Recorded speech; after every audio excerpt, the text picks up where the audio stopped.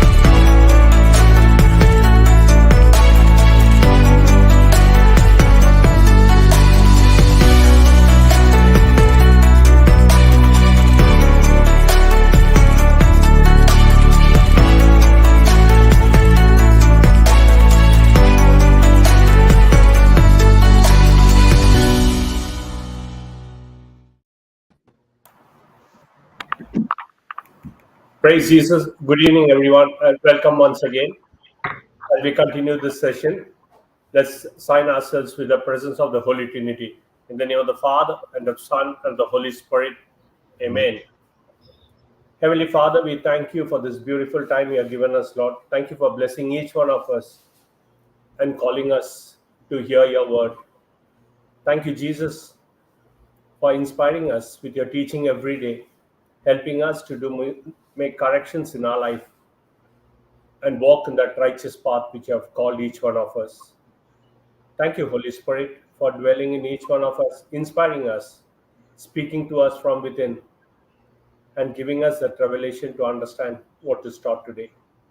Lord, as we are gathered here, your children, this evening, Lord, thank you for this teaching which we are going to hear.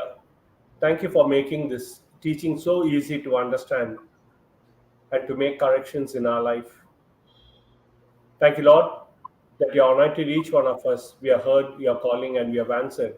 And we are here attending and listening to your word. You are speaking to each one of us through the scriptures this evening. Thank you, Lord, that our focus remains only on you. Because in 1 Corinthians 2:16 it says that we have the mind of Christ. We are anointed and we are blessed that we have your mind. That every day in our day-to-day life, in the challenges, all we know is to pour that agape love which are poured on each one of us. Thank you thank you, Jesus, for taking our place on the cross. That it is through your sacrifice that you have redeemed each one of us and we have this beautiful Christian life which we are leading. Thank you, Lord, that as we hear this, your word speaking to us, that we and we continue to share your word to our brothers and sisters and to bring them from the darkness to the light as you are the light of our life. Thank you, Lord, for this beautiful time. Thank you for this beautiful time once again, and thank you that our hearts are clean. It's set to receive your word, Lord. As we continue to hear your word, continue to implement it in our life changes, and we have become a new creation in your mighty name. Thank you. We praise you. We glorify you. In Jesus' mighty name, we say, Amen. Amen. Amen. In Amen. the name of the Amen. Father, and the Son, and the Holy Spirit. Amen. Amen. Praise Jesus. Praise Jesus. Good evening, everyone. So last week we listened to the awesome testimony by Sister Beniva and Brother Francisco, their journey, how their faith was built, how they grew in faith, how they, got rid of all the misconceptions that they had in their lives, and how they overcame every battle, I would say, of their life. Once they got into the Word of God, there were so many tests, so many trials, and how they overcame each of those tests and trials with the Word of God by trusting in God, in only His Word, and how they were speaking to the evil one and telling him to get out of all those areas of their lives that he was attacking. I mean, it was such an awesome testimony, and something that I would again uh, request everybody to listen to if you have not already listened to it. Some of the points that I was able to get from the testimony as we were listening to them. uh, I remember Sister Biniva saying, many times our focus is on the fruit, on the manifestation, but God wants to change us from inside. He wants to strengthen our roots. That really touched me, that it's so true that most of the time we are so focused on receiving the blessing, on what we want from God, that we don't focus on our relationship, on building our relationship with Him. And that is what He wants from us. He wants us to strengthen our roots so that when we are strong, when the root is strong, nothing can shake that tree. And when the root is strong, it is ready to receive all those, like a tree, it receives everything, all the nutrition, everything. The word of God just seeps and gets into you, and you are only able to bear the good fruit. And that is so important, and that there is always a right season of harvest. And the right season of harvest is when the word of God has made us who we are in God's kingdom, and not just the fruit. Just receiving the fruit is not the right season of harvest. And we learned that we don't know our weakness unless we face the pressure. It's only when we face the pressure, when we go through the trials, that we see the areas that we need to make the corrections. If we don't face trials, if we don't face the tests, and we will be tested in every area that we are learning the word of God, where we are getting strong in the word of God. When you have learnt a particular scripture, for example, and you are obeying God's word, using that scripture, you will be tested. And the word of God is like a double-edged sword. It makes a surgery within us, it makes a change within us, it changes us from deep inside. And then we also learned that knowledge is a seed, and that seed during the trial is uh, is when your faith is tried, and your faith works, and that's when patience uh, becomes stronger. You become strong in your patience when the word of God and the faith is working in you. And then when the word of God wants to change us from inside, and develops patience. Once the patience matures, that is when we receive the harvest, the manifestation. And I remember Sister Beneva saying that, if the harvest had come before maturity, before her maturity, she might have destroyed the harvest. And today, again, when I was just listening to it, I remember these words really struck with me, where she said that she started listening to the Word of God, uh, I think in April or so of 2020, but then she got pregnant much later. It wasn't immediate. And she said that the reason, and she's happy about that now, she realizes that that is because God will make her a better parent. Now she's so immersed and so strong in the Word of God, she will be able to be a better parent. And I mean, how many of us think that way, that I should wait, and this waiting period is so crucial for us. We don't realize, we are so impatient. We want, as soon as we pray, we want the fruits, we want the result, and when we don't get the result, we are irritable, we sometimes even question God, and that is not right. And we have to learn from this testimony that yes, we have to wait, we have to be patient, because only then we will be better people, and we will know how to handle that fruit which God has blessed us with, the blessing that He's giving us.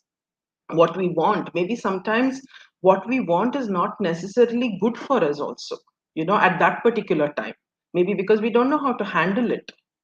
Praise God.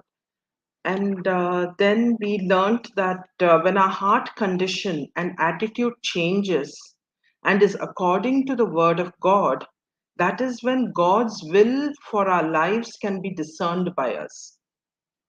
Praise God. And worry, fear, unbelief, all of these leads to spiritual abortion, or a misconception can take place when you're in the Word of God, and when your faith is strong, and you're waiting, and you're uh, in the waiting period. You have to be careful not to allow these spirits to take over, because when these spirits come in and you allow them, then that is when your spiritual abortion takes place. Praise God. Then we learned that when you are unable to control your environment, then we can control our focus. Where are we focusing? Our focus, is it on the Word of God, the truth and the promises, or is it on the facts? Are we going to look at the facts, or are we going to change our focus, and we're not going to look at the environment, we're not going to look at the situations and the circumstances, but look at what the Word of God is telling us. Praise God. Then we also learned that the enemy cannot touch us without our permission, without us allowing him. And that is something very, very important. Sometimes we blame the enemy a little too much, but then what is our role? Are we allowing him to take over? Yes, he will come, he is going to push those buttons, he knows which buttons are going to get a reaction. So when he pushes those buttons, are we going to react, or are we going to respond? So that is very, very important for us. And then also about the waiting time. Waiting time is not always a wasted time. That is very, very important. Sometimes we think that, oh, it's such a waste of time. I'm doing nothing. I'm just waiting. So what are you going to do during that waiting time? Use that waiting time. What are you? Focus on the Word of God. Focus on the teachings. Focus on His promises. Don't think that when you're waiting, there is nothing else to do. There is so much to do. Except that don't go into the other side of worrying or getting into fear, but channel your focus into the Word of God. Praise Jesus. Then I think Sister Jocelyn explained praying is communicating with God, and saying is speaking to the sickness, the infirmities, where to go, what to do, and with the authority of and the confidence of knowing who we are in Christ Jesus. Praise God. Then we also learned that faith works through and with love, and not just my love, but knowing how much God loves me.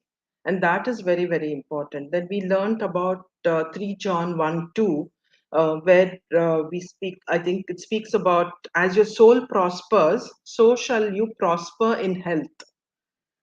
So only the word of God can prosper our souls. And the soul is where our thinking, our senses, etc. are. So when all of these are aligned to the word of God, that is when our soul will prosper. And if our soul is sick, then our body also will be sick. So it's very important that we keep our soul in good health. And how are we going to keep our soul in good health? By feeding it the word of God, by feeding it the right nutrition that we need to give it. Praise God. Then we learned about that our words decide what will happen in our world. I think Sister Kiyomi explained how important it is for us to, how important words are in our lives, because we are hearing the words all the time. Since morning till evening, till we go to bed, you are listening to a lot of words. You're speaking the words, you're listening to other people speak words. So it's very, very important what words decide what will happen in our world. We have to be very careful which of those words we are going to use to make sure that we where we want to go. I mean, do you want to use the words that you hear that will bring you down, or are you going to use words that will edify you to make you stronger? And that friendships and relations in our lives are of two kinds. There are those that build our faith and those that build our fear. And which ones are we going to nurture? Are we going to nurture those that will build our faith, or are we going to nurture the ones that are going to give us fear? Are we going to focus on the friends and family or whoever it is in our lives, or colleagues who are going to fill fear in our lives? Are we going to listen to those words, or are we going to listen to words that will build our faith, make us stronger? And faith is not feeling, but faith is believing. Praise Jesus. Praise Jesus. Thank you, Sister Jocelyn. Praise God.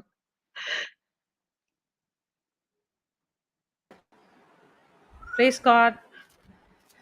Thank you, Jesus. Thank you, Jesus. Thank you, Holy Spirit. Yeah.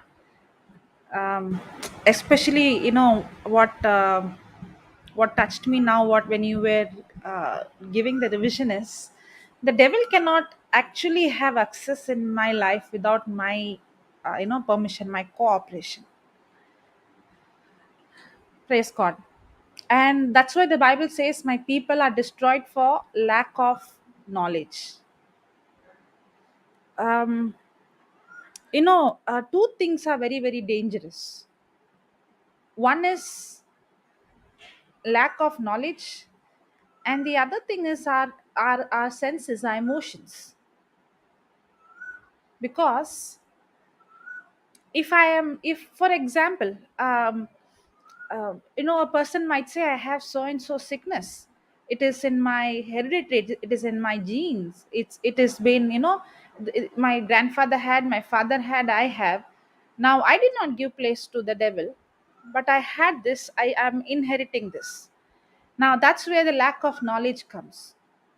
Yes, even though it was coming in the bloodline, or even though it was coming from the ancestor, it might be not only sickness, it can be anything, maybe some demonic activity that has been passed. But lack of knowledge is, I don't need to accept it or agree it or live with it, because now what Jesus has done for me on the cross is, he nailed that curse, that infirmity, that sickness, every powers of the enemy is been, the devil is being stripped of every dominion that he had over us.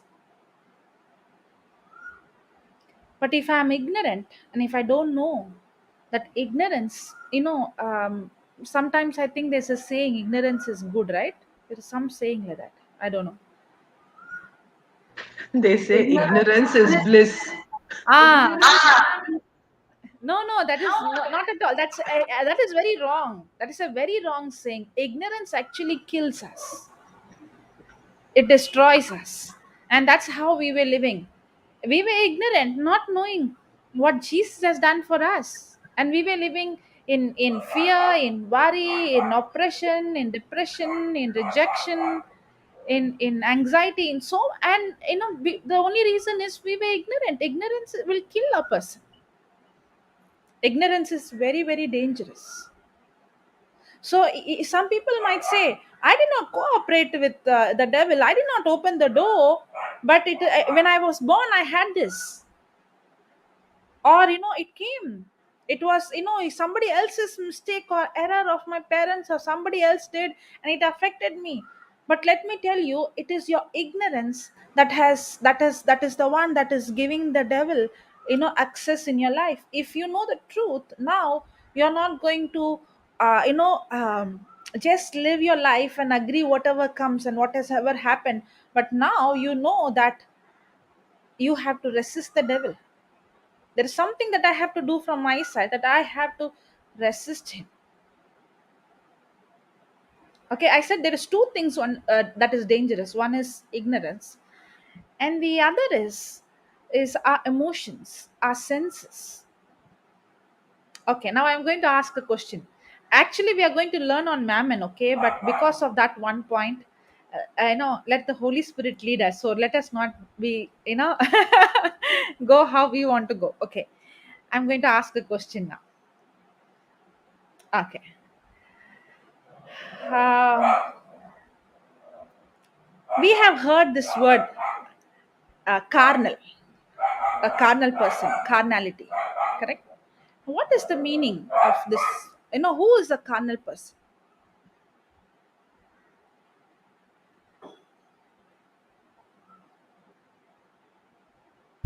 Carnal person is the one who's with the worldly knowledge, world knowledge. Okay, not full, not complete answer.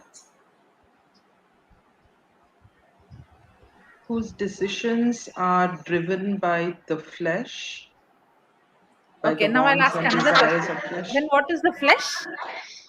Um, Actually, the carnal and carnality and flesh is almost same. If you see in the Bible, these two words are interchangeable. Some Bible says carnal, some Bible says flesh. So what is flesh?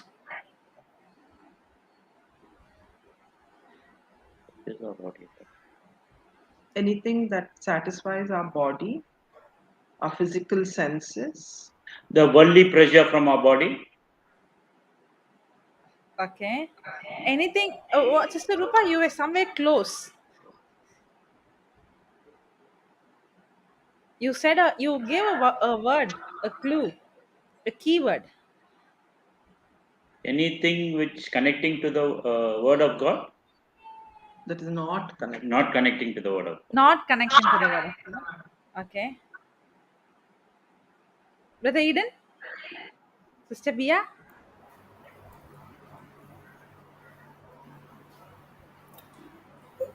Is it to add on, because that's a knowledge even we add. When it comes to carnal, it is flesh. A person who's in the world, who's not in the world. A person who has not had that desire to know the word of God, or who feels that no, this is what at the moment is what my requirement, what my world is. So who continues to Okay, live in the okay. flesh. Are we sometimes carnal? Yeah, no.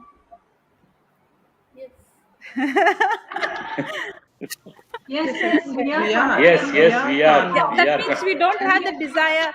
That means we don't have the desire for the word. when we are operating through our senses and looking at the scene. Okay. You very, very close. A 90%. There is one key. One key.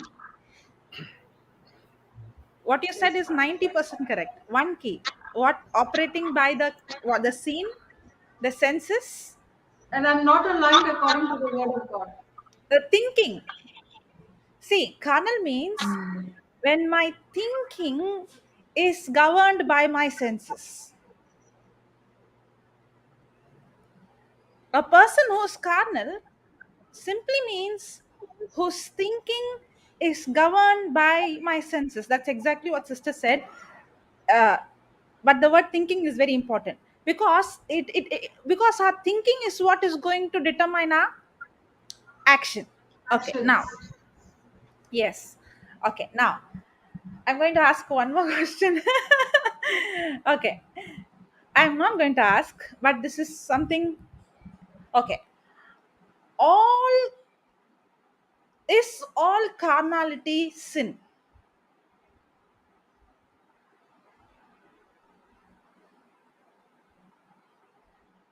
I think no. No, sister. Okay, right now you gave the right answer. Okay, why? Because sometimes you get good thoughts also, Yes, good but From our thinking. no. senses? Yeah. But So some are offenses that which you know that this is not right what you're thinking. so Okay, sister, okay, for now, example, yeah. now when my senses tell me I'm hungry and my body tells me that I'm thirsty, that means I have to feed my body, I have to drink in order to keep my body healthy. But if I'm going into gluttony, then that is wrong, correct? So there are two things. I mean, That I cannot overeat that's why or, carnality yeah. is when my thinking is governed, controlled by my senses. That is carnality. Okay, I'll give an example for that. Now remember this: not all carnality is sin, but all sin is carnal. Not all carnality is sin, but all sin is carnal. If I give an example, this will solve our problem. Okay, there is a person, okay, and this person had a very severe sickness, and the doctor said there is no cure. Maybe we can help you to live, cope up with the sickness, but you cannot be healed of the sickness. And that person is, what would be the response? The person is worried, the person is grumbling, the person is, why am I going through all this sickness? Now, is that person carnal? Yes. Now, after 3 or 4 years, this person goes to the doctor, and the doctor, checks the person's body, and the report comes. There is no trace of this sickness, and the doctor tells that person, you know what? We can't find the trace of the sickness in your body. You are completely healed. Okay. Now, that person is so, obviously the person will be how happy, right? The person is happy, the person is thanking God, the person is thanking the doctor, the whole the person's, you can see the joy in the face. Now tell me, is this person carnal or spiritual? It's still carnal. Ah, exactly. Now when the person was worried, worry is sin. But now, even though the person is smiling and rejoicing, that's not sin. But the person is still carnal. Why? Because the doctor told, you are healed, I'm happy. If the same doctor would have said your situation has become more worse, then the person would go into more worry. Correct? So the happiness is not because the word of God says I'm healed. The happiness is because my senses says, my symptom says, the doctor says. So that is a carnal person. A carnal person is a person whose thinking is controlled, is governed by his or her senses. Um, Now, the devil cannot have hold or access in a person's life who is spiritual. That's why, when I studied James chapter 1 verse number 13, 14, it says, it is, it speaks about, it is a man's own lust, it is his own lust. When I read that, I asked, Lord, I can't understand this. Is it a person's own lust, or it is the demon? Who is the root cause of of that sin or that evil? Either it has to be a demonic spirit, or it should be my lust. Which one? And that's when Holy Spirit began to reveal, and he started to teach me that it is the devil. The devil, he brings temptation to everyone. That's why the Bible says he is like a roaring lion, seeing whom he can devour, because he cannot devour, he cannot tempt, or he cannot make a person who's spiritual to fall into the trap. He needs a carnal person to cooperate with him, so that a carnal person is a person who's governed by his senses, so he is a prey for the enemy.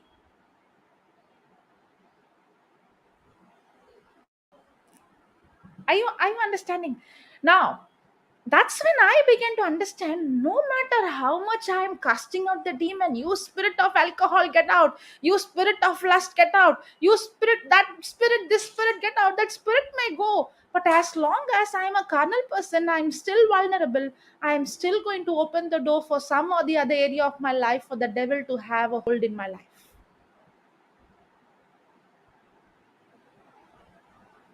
Praise God. Thank you, Jesus. Because when I see in my life, I applied all these laws, these principles. I cast out the demon. I spoke the scripture. But why am I still struggling in some area? Why am I still seeing myself falling in that sin again and again?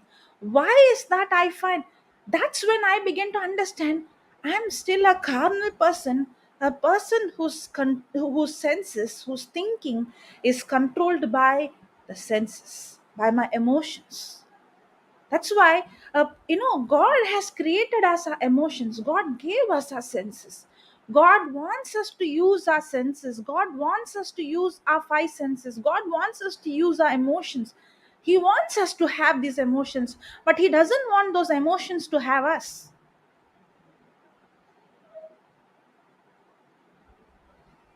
Actually, when God created man in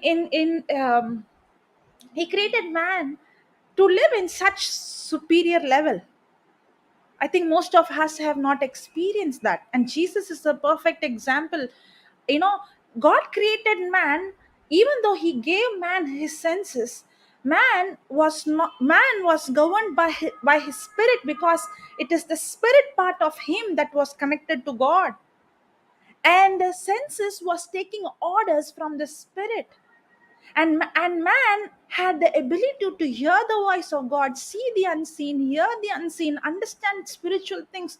That's how God created. And we were created to live a life that is much superior than what we are living right now. Actually, even though we are born again, we are made brand new creatures. We have the spirit of God in us. We are still living like the old man Adam. We are still living in that inferior life. We are not walking in that freedom yet. You know why? Because instead of we being spiritual, we are carnal. And that's what Romans chapter 8, I think verse number 4 and 5 says, that to be carnally minded is death, but to be spiritually minded is life and peace. To be carnally minded is equals to death. No matter whether I am born again or not, if I am a carnal person, I'm going to experience death. But if I'm a spiritual person, who's a spiritual person? Simple. A carnal person is a person whose thinking is aligned with, it is aligned with, or it is controlled by the senses. A spiritual person is thinking is governed by the word of God.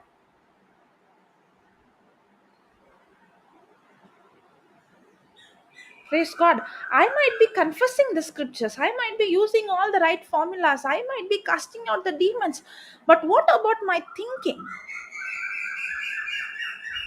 What about my mindset? And this thinking, this mindset, it cannot, it is a ongoing process. I cannot change this thinking in just one day or one moment. Praise God. Thank you, Jesus. Just give me a minute. 2 minutes, I'll be back. 2 minutes, you can discuss.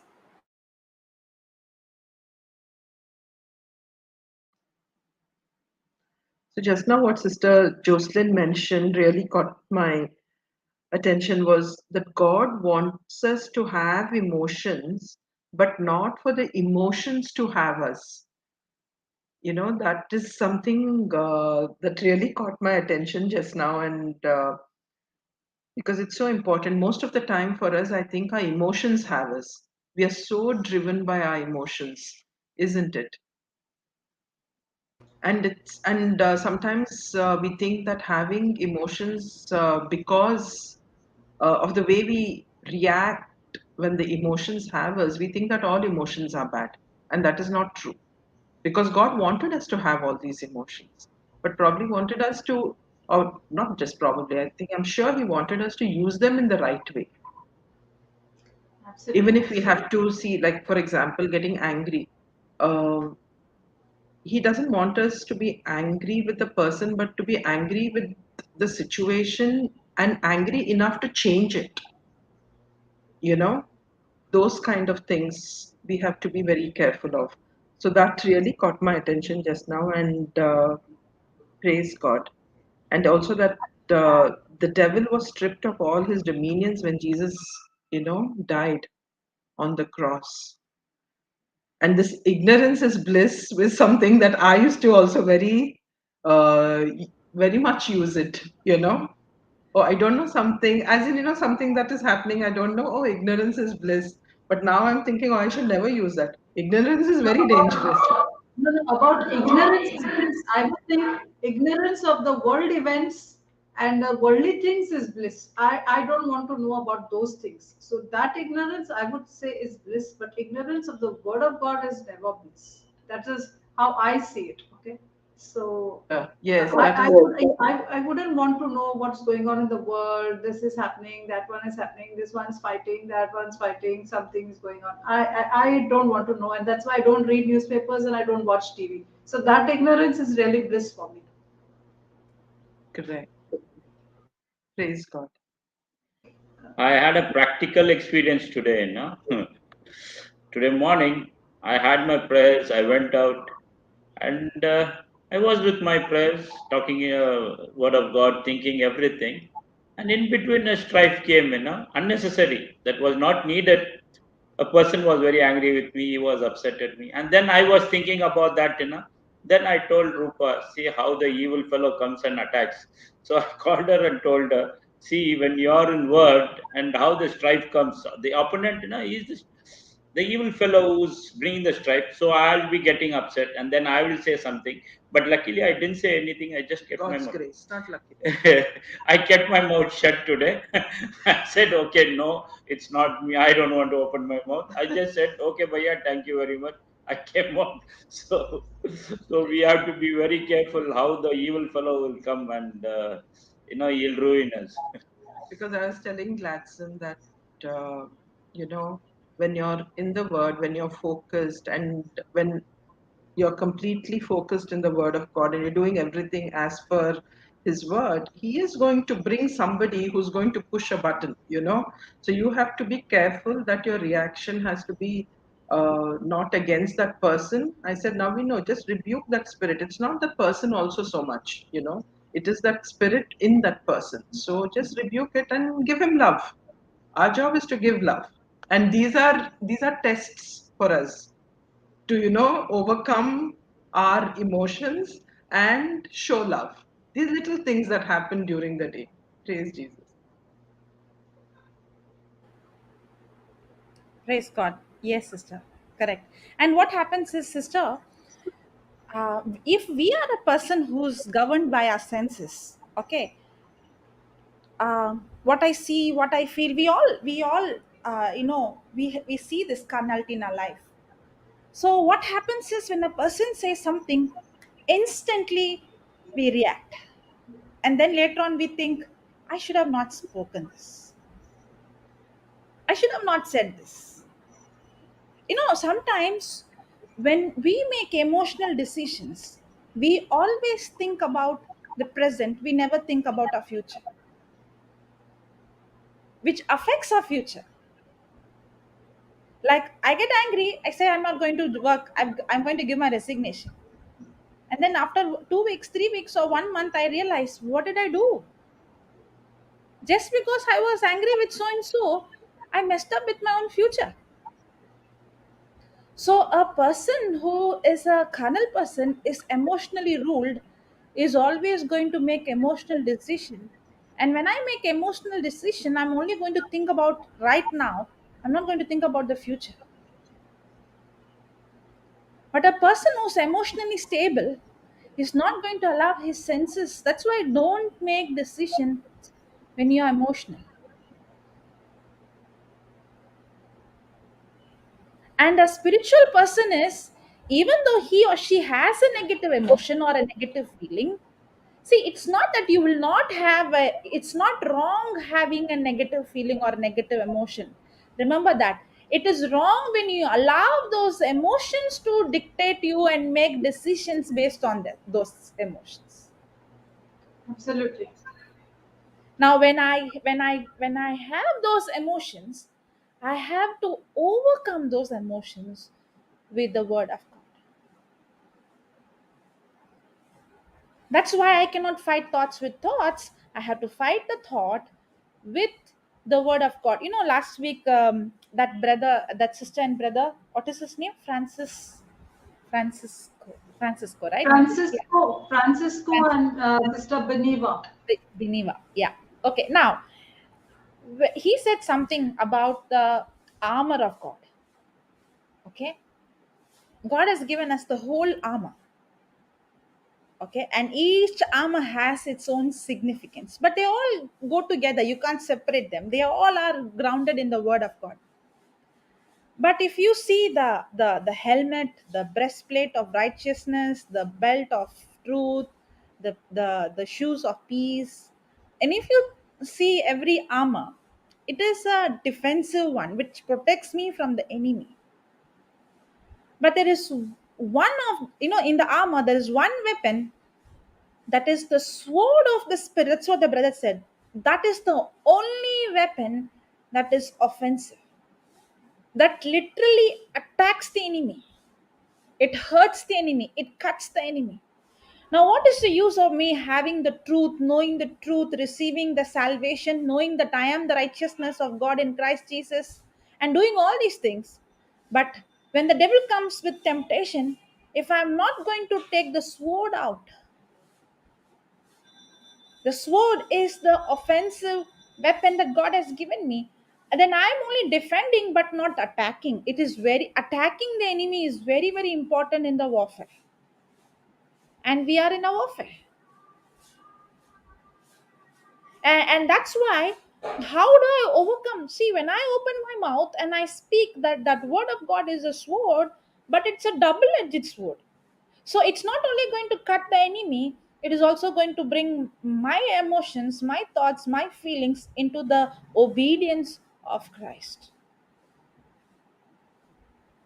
And the more and more I take the weapon, the word of God, the double-edged sword, the more it comes by practice.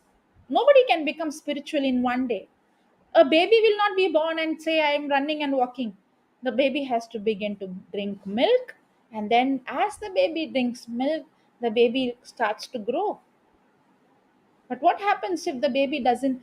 If a mother will not get depressed when the mother sees the baby, oh, my baby is not speaking, my baby is not, you see a 3 months old baby, and will a mother be depressed? My baby is not talking, my baby is not walking, not running, not sitting. No, because even though you don't see it right now, the baby has the potential in the baby. The potential is already in, but the baby has to feed. The baby has to be fed with the milk continuously, so that the baby begins to see the progress and the growth. It is the same with us. We have the same potential of Jesus in us, but we have to drink this milk continuously, constantly. Otherwise, we will never be spiritual. We will never be spiritually mature. And as long as I'm a carnal person, I'm going to be a prey of the devil. Praise God.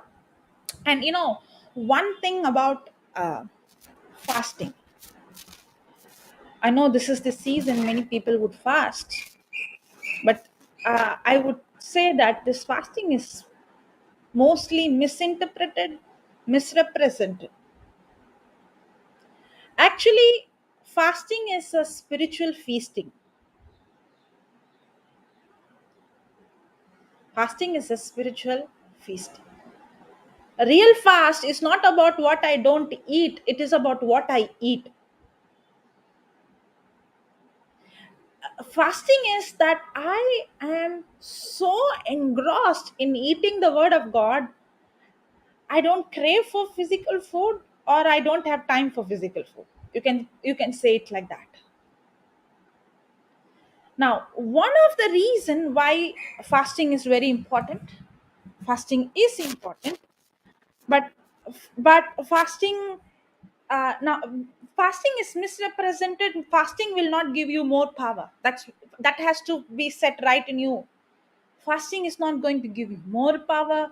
Fasting is not like I fasted, so now God will change his mind, so God will answer my prayer. Fasting is not going to change God.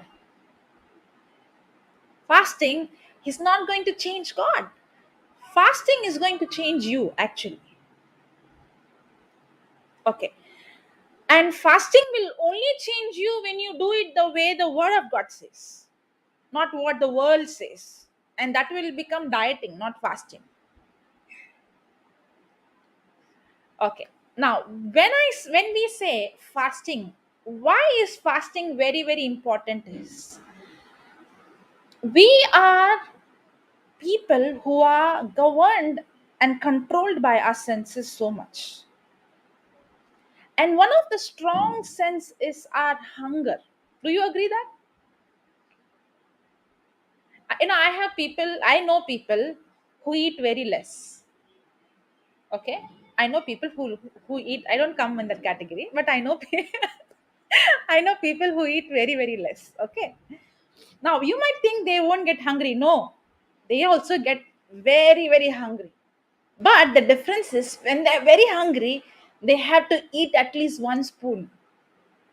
The difference is 1 or 2 spoons is enough for their stomach to be filled.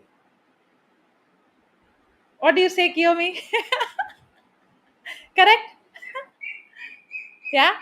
Okay. That means that hunger is something that is very strong. Whether you eat less or you eat more, that doesn't matter. Hunger is something that is very, very strong. And when you get hungry, it is very difficult for me to control it. Yes? Now, Yes. now what happens is when a person is fasting, that person is feeding his spirit. Now, I told you are being we are being designed by God, that we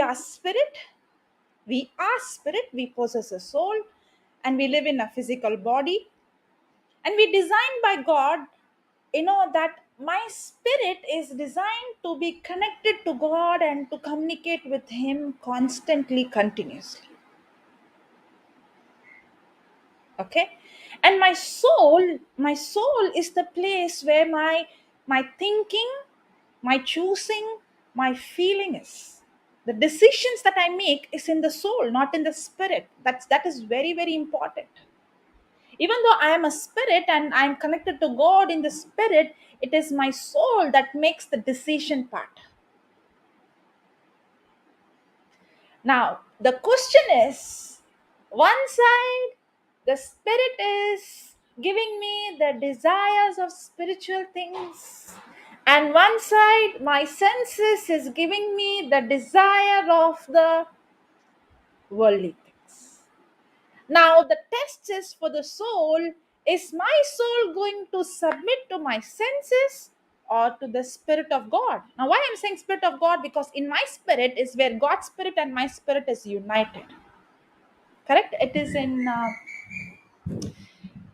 in 1 Corinthians 6:17, I think, where God's Spirit and my spirit has become one. You can confirm whether I gave that scripture correct. Okay. Now, that's the battle. I'm talking about people who are born again, okay? Who are already born again, who already are the right, who are made the righteousness of God in Christ Jesus, who are already a brand new creature. Everything old is passed away, everything has become new. I can show you that scripture. 2 Corinthians 5:17.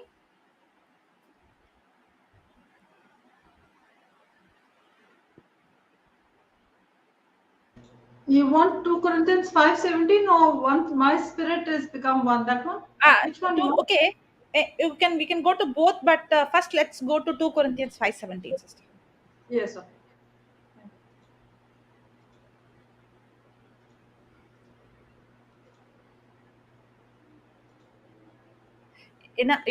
Honestly to say, I even have notes for spirit of mammon. Okay, but I don't want to be led by the notes. Correct. Let us be led by the Holy Spirit wherever He is taking us. Hallelujah. Okay. Now see this. Therefore, if any man be in Christ, he will be a new creature, or he is a new creature. He is a new creature. He is a new creature. All things will be passed away. Are passed Passed away. away. All Are things past. are passed away. Behold, some things are becoming new. All things All things are become. All things are becoming new. Become new. become new. Now, Says, all things, it is already done. So when it comes to my spirit, I'm not saying the scripture says. It's not a process of becoming new, it's already done. It's not some, every area in my spirit, I am complete in my spirit. All things are become new. All old things are passed away. I am a brand new creature in my spirit.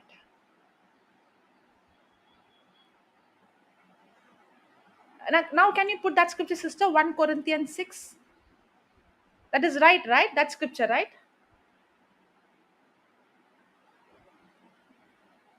Yes, yes, 6, it's correct. 1 Corinthians 6:17. 1 minute. 17. Yeah.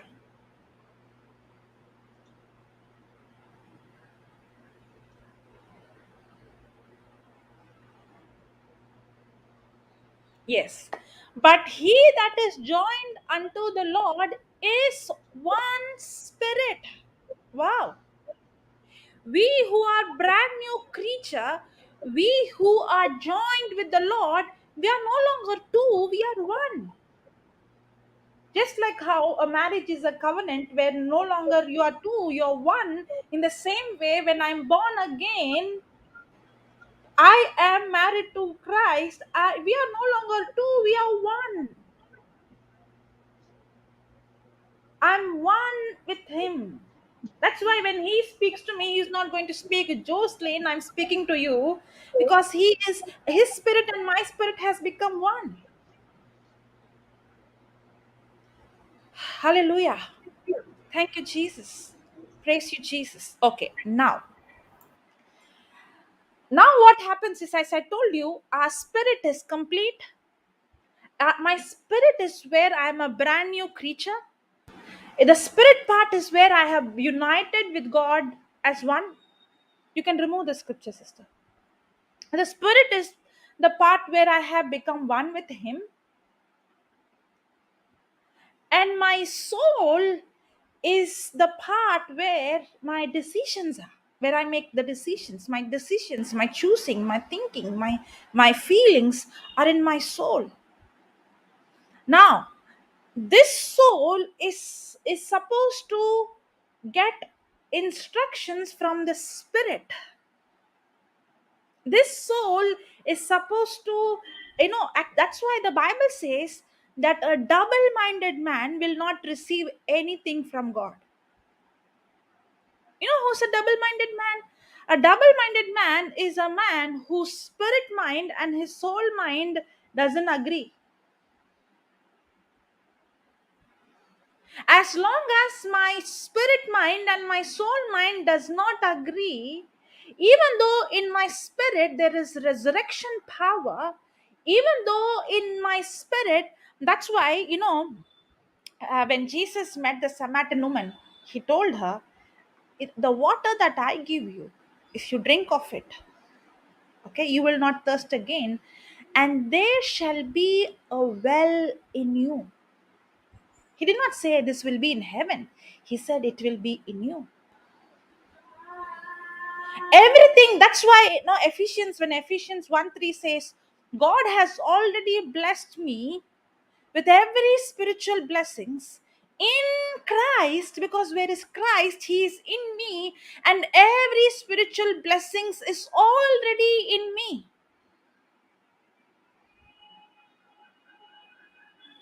The resurrection power that has raised Jesus Christ from the dead, that same resurrection power is in me, that is in my spirit. The power, when we see a blind man, the power to open that blind eyes is not in heaven, that power is in you because Christ is in you. Now the question is not about receiving more power. Now people think when I fast, I receive more power. It is not about receiving more power. Because why you have to receive more power when the fullness of Christ is already in you?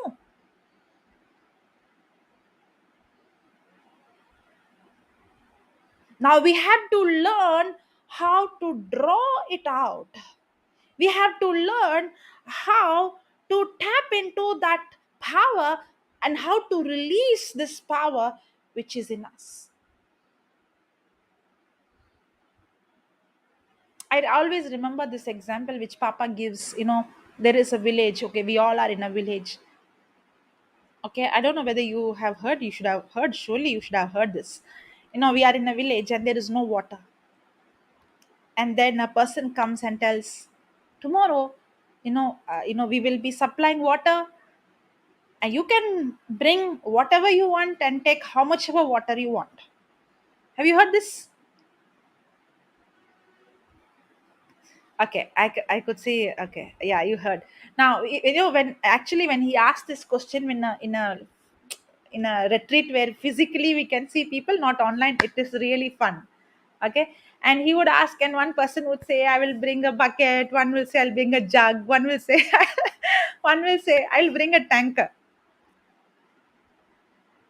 Now the person who comes with a bucket might get offended seeing a person coming with a tanker, correct? Or somebody can even come with a pipeline. Now, if I get offended, how can you come with this when I'm coming with a bucket? If you have come with bucket, that's your problem. But the person who announced, he said you can take how much ever you want. In the same way, it is not God who is going to decide which person is going to receive how much anointing, or which person is going to get how much of power. No, it is we who limit God, because this Jesus said you will do the same things I did and even greater things than him. That power is already in us. It depends on how much I am willing to change my thinking. Now when God created man, okay, his soul, to be connected with his spirit, and his spirit and soul is supposed to govern his senses. You know what happens when a person's spirit governs his senses? Wow, you will be living a supernatural life. Recently Papa was saying about living a normal life. Usually, people call, when we start speaking faith and speak the unseen, we might get these titles like, abnormal people. Yeah. And when I was studying, I had a paper, abnormal psychology. So people used to call, I was named, I was called that, people thought that I had some psychological problem. Okay. And in fact, even in one of the, we used to have these experiments, right, in the lab. So one of the experiment result came that it was something not right, not good. The reason why the result came wrong is because it is something about hearing. Now, for example, if I say I hear the voice of God, according to the psychology, I'm hallucinating. I'm hearing voices, correct? If I say I don't have fear, they have this, when they have analysis, they have these questions which will tell that I am telling lies, I'm not honestly answering. It's a kind of, how can I say every time I don't have fear? There should be some fear, then there is something abnormal. So now when I actually attend these experiments, we have these questionnaires and we have some apparatus and all. Okay, in our psychology laboratory. For the exams we had to bring subject from outside, but otherwise we do among ourselves, and these results would be so funny. And people literally thought that I am not normal. Okay, even the results proved that I am not normal. Praise God. Thank you, Jesus. But thank God, I saw result in my life. I saw results in my, I still remember when my external examiner came, and when she saw my verbal and reading and writing IQ. Okay, my verbal IQ, it was actually below average. And she asked me this question: with this IQ, of this ability of reading and writing, how can you do degree? Maybe she thought I failed on all my papers. I said, I don't have even a single aria. I always pass first class, more than first class. Praise God. Thank you, Jesus. But if you ask me, I was not doing my studies and my subjects with the knowledge or the intelligence I had. I was depending on the Holy Spirit. Now, when I say I hear the voice of God, they say hallucination. But when I show them the result, it proves that it is, I'm not doing this with my own ability.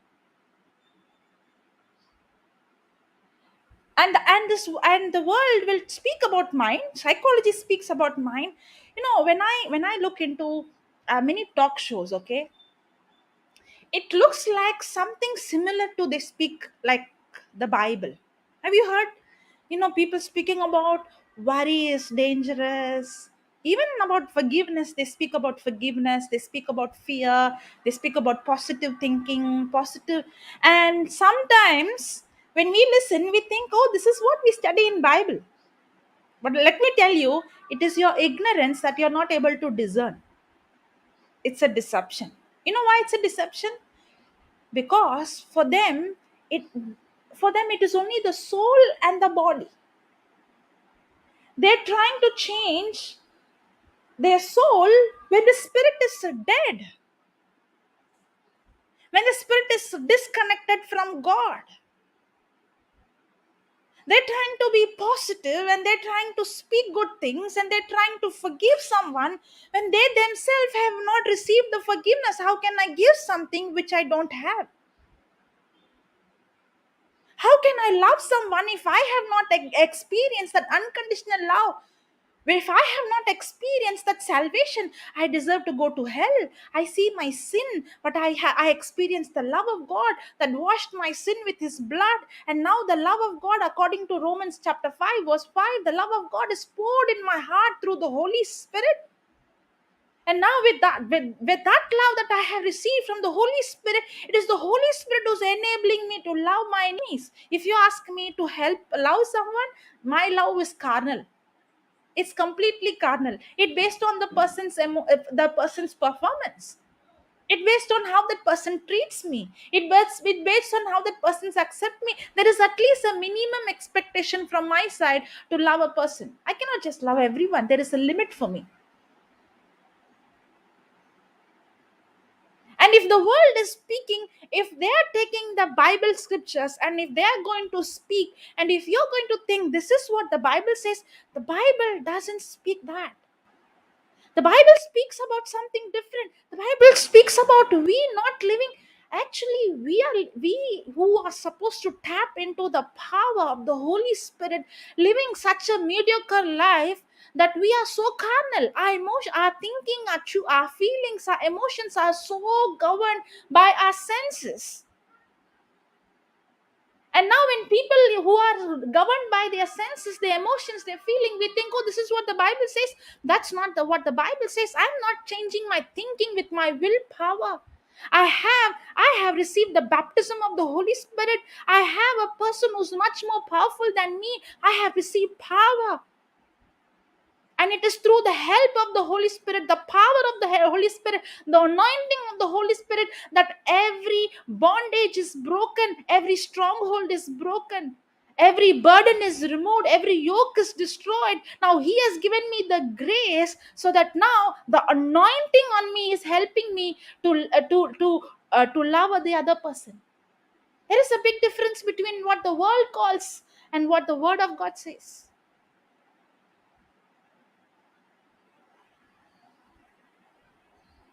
Praise God. The Bible is not talking about positive thinking. That's what Paul said. What did Paul said in 1 Corinthians chapter 2, I think. Chapter 2? Yeah, chapter 2, verse number 1. What did he say? I have not come here with the wisdom of the world. No, I have not come with enticing words. No, I have come here with power and demonstration of the Holy Spirit. Do you think the disciples overcame their weaknesses with their own ability? No. Do you think they got their boldness because of the seminary they went, the Bible college they went, the knowledge they gained, the definitions they know, the scriptures they by hearted? No.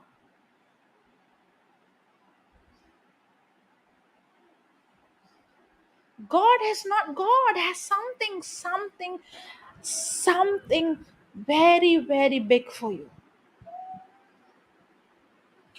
It is we who is limiting God. We are not supposed to live our life the way we are living right now. If the world is calling you abnormal, let me tell you, the world is living an abnormal life. Living a supernatural life should be our normal life. Being governed by our senses is abnormality. If I'm governed by the Spirit of God, and if I hear the voice of God, if I pray in tongues, if I see healings happening, if I walk in forgiveness, if I walk in love, if I'm a giver, it doesn't mean that I am crazy or I'm abnormal. No, this is how we are designed to live.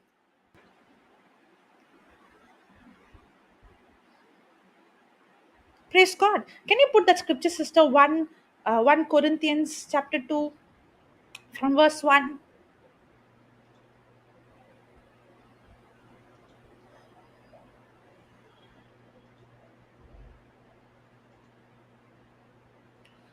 Hallelujah. Thank you, Jesus. Praise God.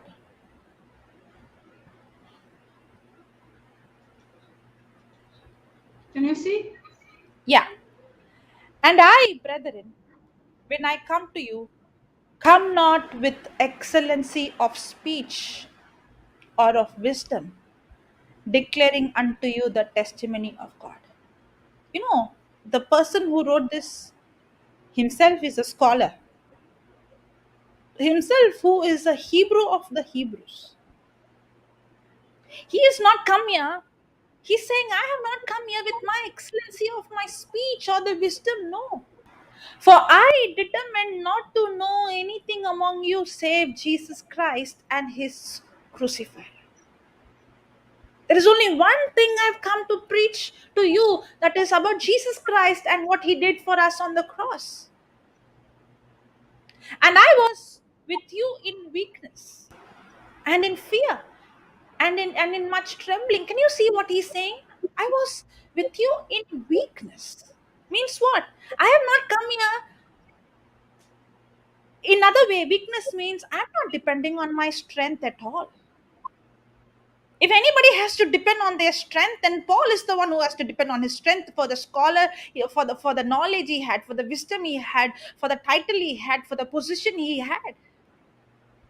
But he was so depending on God, on Jesus Christ, not on his knowledge that he gained or the position that he gained or all the scholarship or all those titles he gained. No.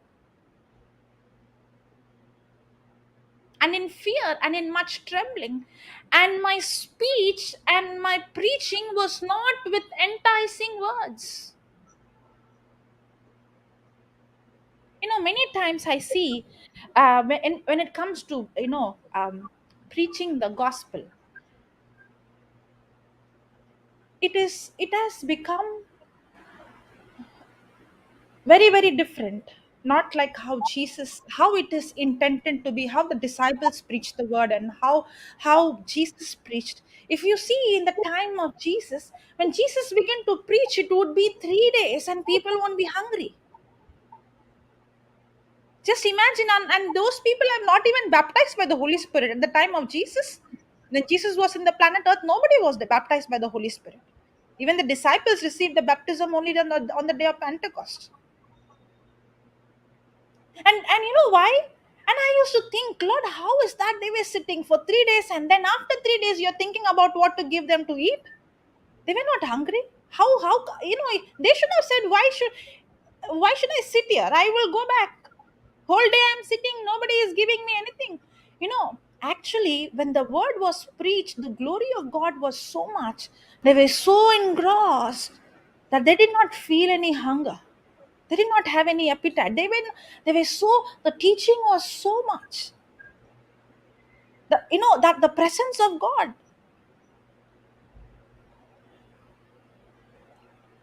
Now what happens is the praise and worship is after 1 hour there should be a praise and worship. Why?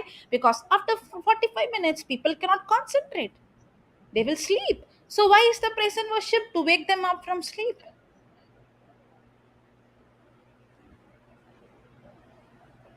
No,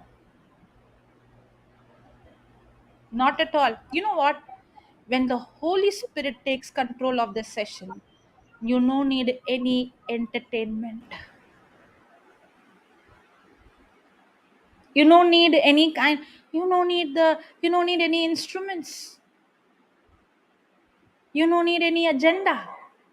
You don't need any kind of things that to keep them awake. When the preaching of the gospel is with the demonstration of the Holy Spirit and of his power, you don't need entertainment at all.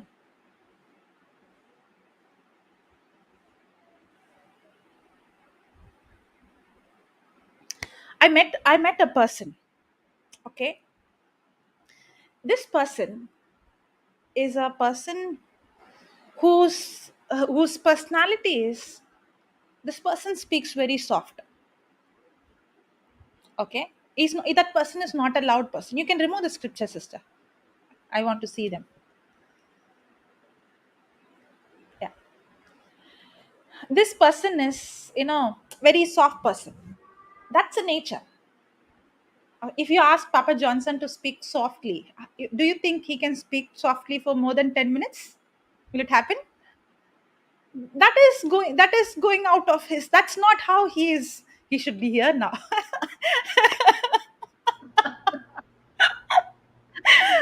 Oh That's my not how God. God designed. That's not how God designed it, right? Now, can you imitate to be like somebody else? I'm a quiet person, soft person. No, God doesn't want that from him.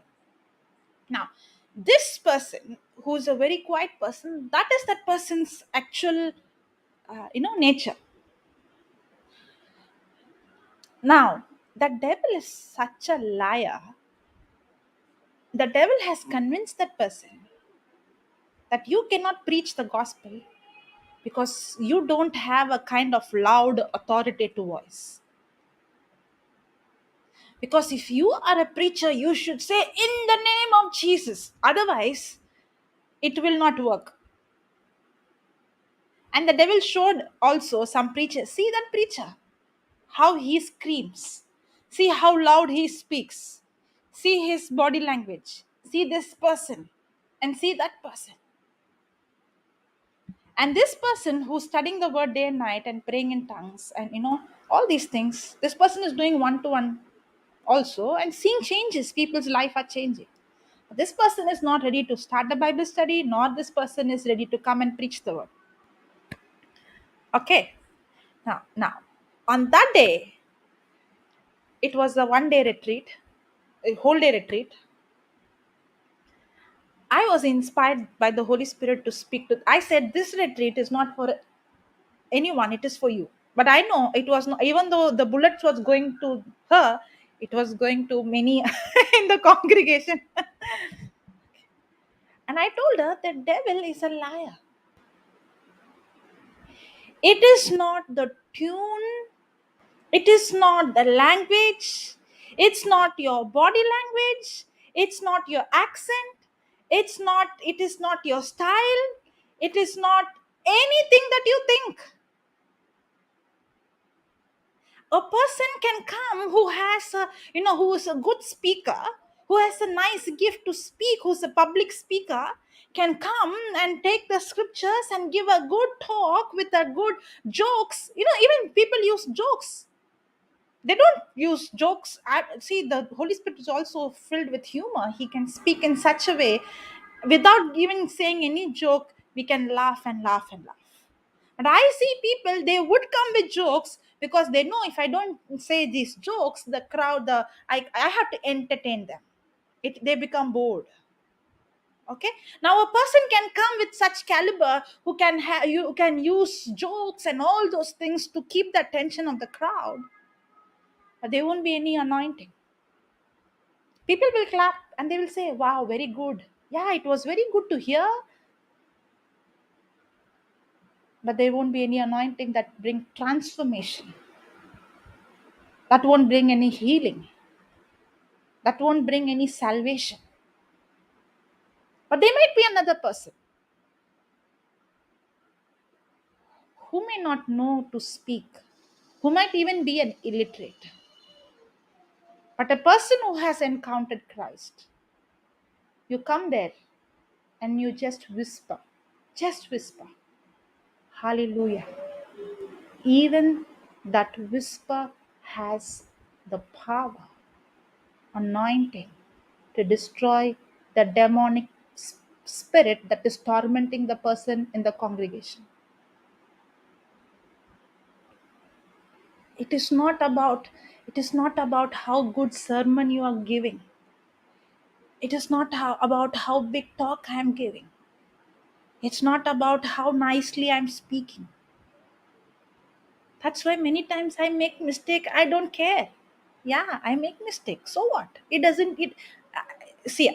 I have to correct myself, but I don't need to be obsessed of, or I don't need to be over conscious of. I should not make mistake. It's not about me anyhow. And that's exactly what Paul is saying. I have not come here with the enticing words or the wisdom of this world. Nothing of that. When I started to preach on that day, that sister, I told her, now I'm going to call every sick people in this hall, and you're not going to shout, and you're not going to scream, and you're not going to do any of those things which you think that is spirituality or that is power or that is anointing. You're going to be as you are, how God created you, soft, mild. Take the mic and gently speak to the demonic spirit, and you will see people getting healed. And on that day, as she opened her mouth and she spoke, she saw every person healed. And the last person, I don't know, last person or one of the person, I told her, you're not even going to pray, you're going to only touch. And that person got healed.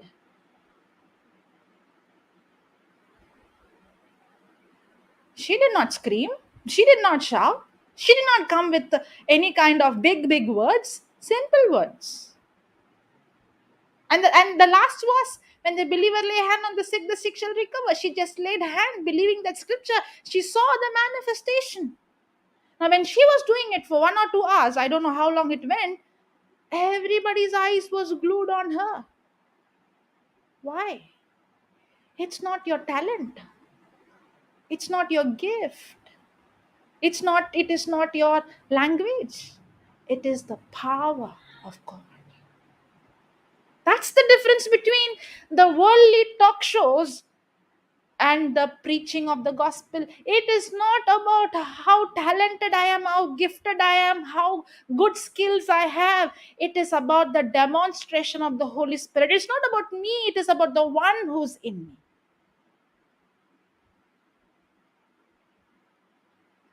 Hallelujah. Thank you, Jesus. Praise you, Jesus. Praise you, Jesus. And that's how God has, God has created us. We are spirit beings. And in our spirit is where we are connected to God's spirit. It is our spirit and God's spirit that is united. But as long as I am a carnal person, as long as my thinking, my emotions are controlling me, my thinking is governed by my emotions and my feelings, and I know what I see is more real than what the word of God says, I'm carnal.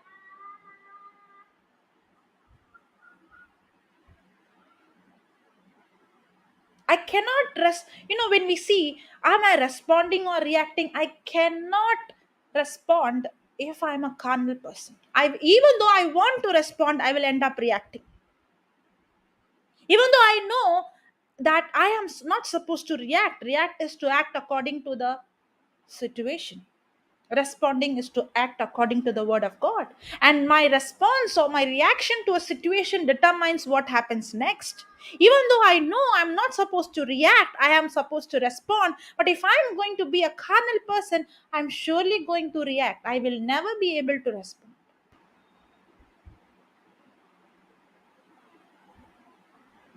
You know what fasting does? Fasting is actually, as I told you, it is feasting. I am nourishing my physical body every day without fail. But what about the spiritual food? How much do we nourish us spiritually? And how do I expect to be a spiritual person when I don't nourish myself with spiritual food? When a child is not nourished properly with food, if we are not nourished properly with nutrition, we become malnutrition. What about we being malnutrition in our spirituality? That's when we are carnal. We are carnal because we don't have enough of, we are not fed enough. And if we are not fed enough, and if we are malnutrition in our spiritual life, then how do you think you can stand against the devil and fight him? And we blame the devil, tell the devil is the one who's tempting you. The devil cannot actually make you to do anything, because it is your carnality that opens the door for the devil.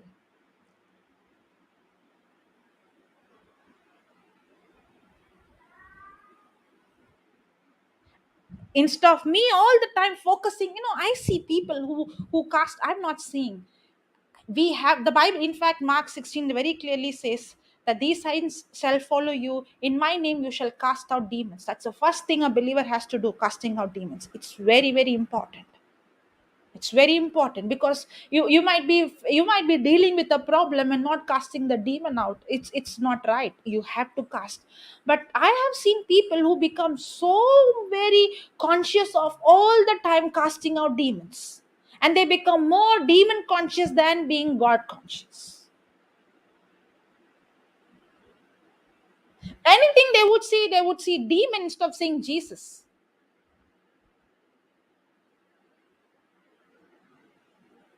That's again dangerous. Anything I would say, cast out this demon, I cast out this demon, I can't. You don't need to. And I see people says, okay, I should, but the Bible says you're not supposed to be ignorant of the enemy. I'm not supposed to be ignorant of the enemy's tools. The enemy's tools is lies and deceptions. If I'm not supposed to be ignorant of the tool of the enemy, I should know the truth. If I'm only going to cast out, that's why Jesus said, if you're going to cast a demon out, and the demon which has gone out, now he will go back and he will bring 7 more demons and he will find the place empty. Now his situation will be more worse than before. We can have meetings and retreats and we might be casting out demons, and it would be actually very good to see, but doesn't mean that people's life have changed. Because if we don't teach the people how to shift their thinking from being carnally minded to spiritually minded, and now they are already weak and vulnerable for demonic attacks, because if I don't know the truth, I'm going to open the door for the lie of the enemy.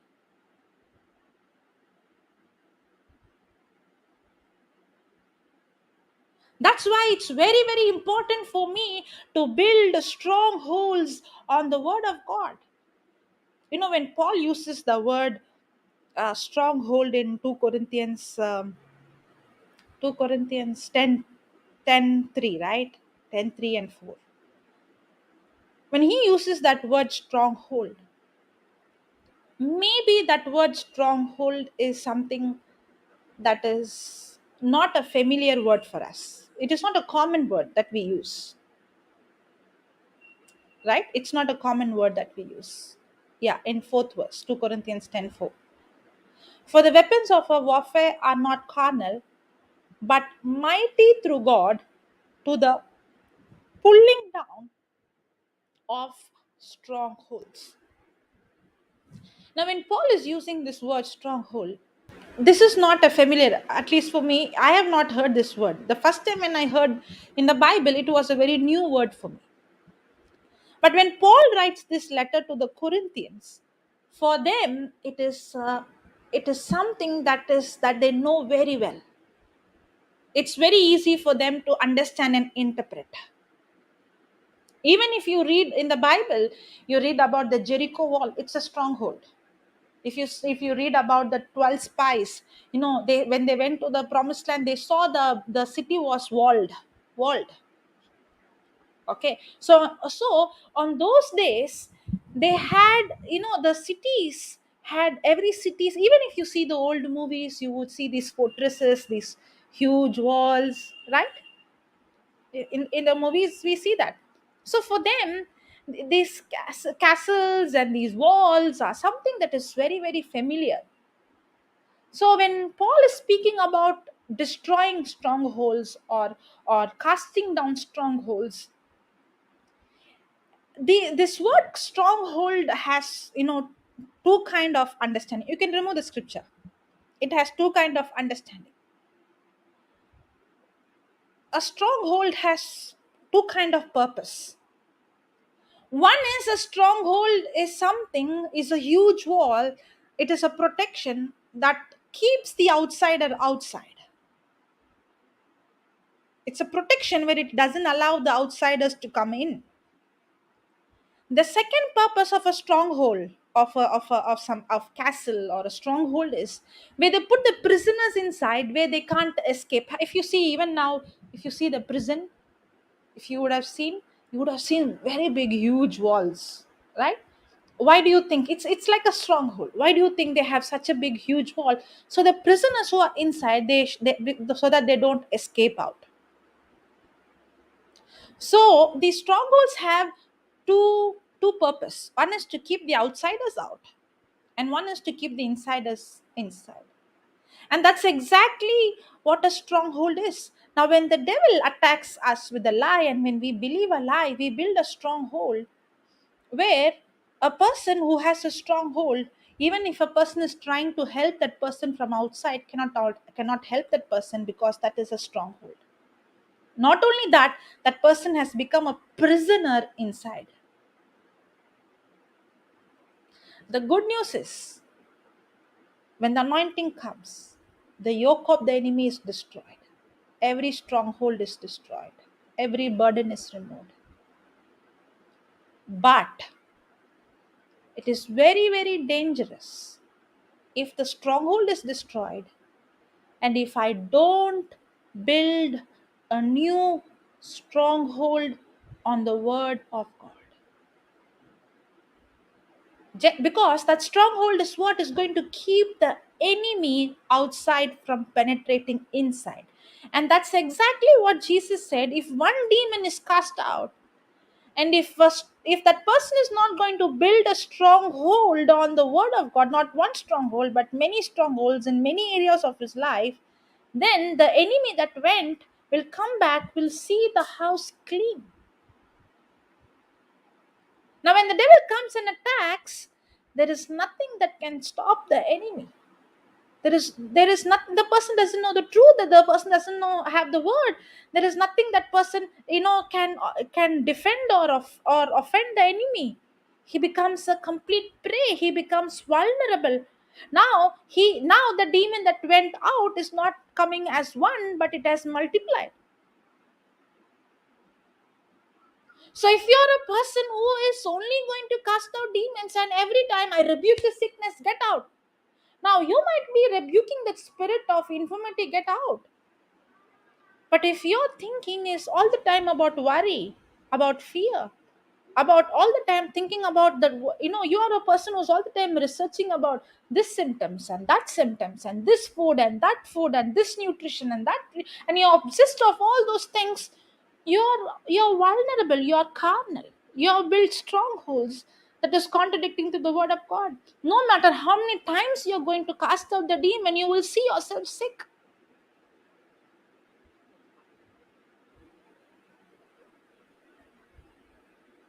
Are you understanding? That means nobody can become spiritual in just one day. Nobody can become a spiritual person. Is a person who is governed by the word of God, who's governed by the spirit of God. I see in my life many a times I know the scripture, but my thinking, when the situation comes, when the temptation comes, when things happen, when people see negative, even though I know the word of God, I don't allow the word to govern my thinking. Many a times I allow the situation, the circumstance, people words to control me. And I fall. I see that. I see that in my life. In spite of preaching the word, in spite of spending a lot of time in the word, I see it happening. And the Lord told me, if you are going to try to change your action when you are carnal, you can't. What I have to do? You have to build yourself spiritually. Feed yourself day and night in the word of God. And thank God for the gift of tongues. Because when I am praying with the scripture, I'm praying from my mind.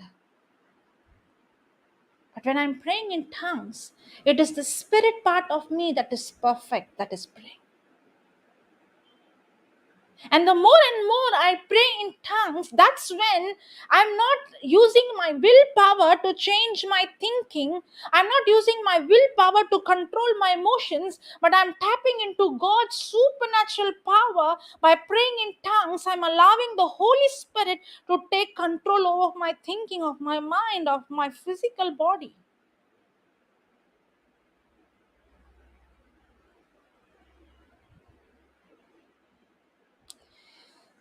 A few days ago, I was watching a documentary. This is a revival that took place in 1905 or 1906, 100 years ago. And this revival began. And who was the main person is this man actually is a slave,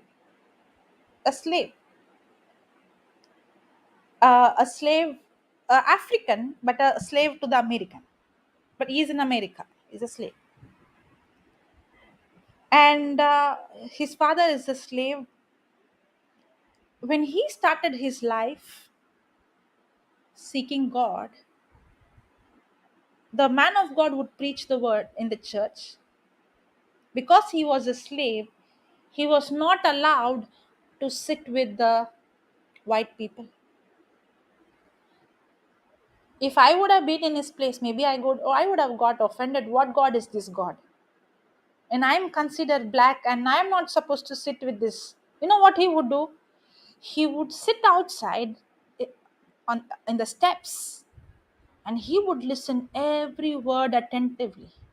He never got bitter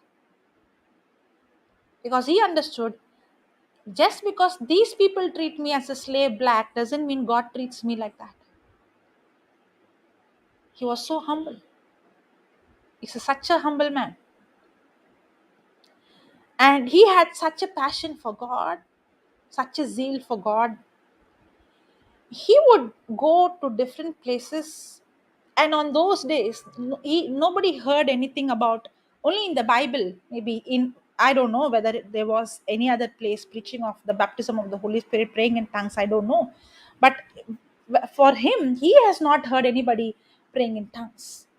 But he sees in the Bible, in the book of Acts, even his mentor has been teaching, but nobody speaks. Even though they preach, they don't speak in tongues, nor they have experienced the fire baptism.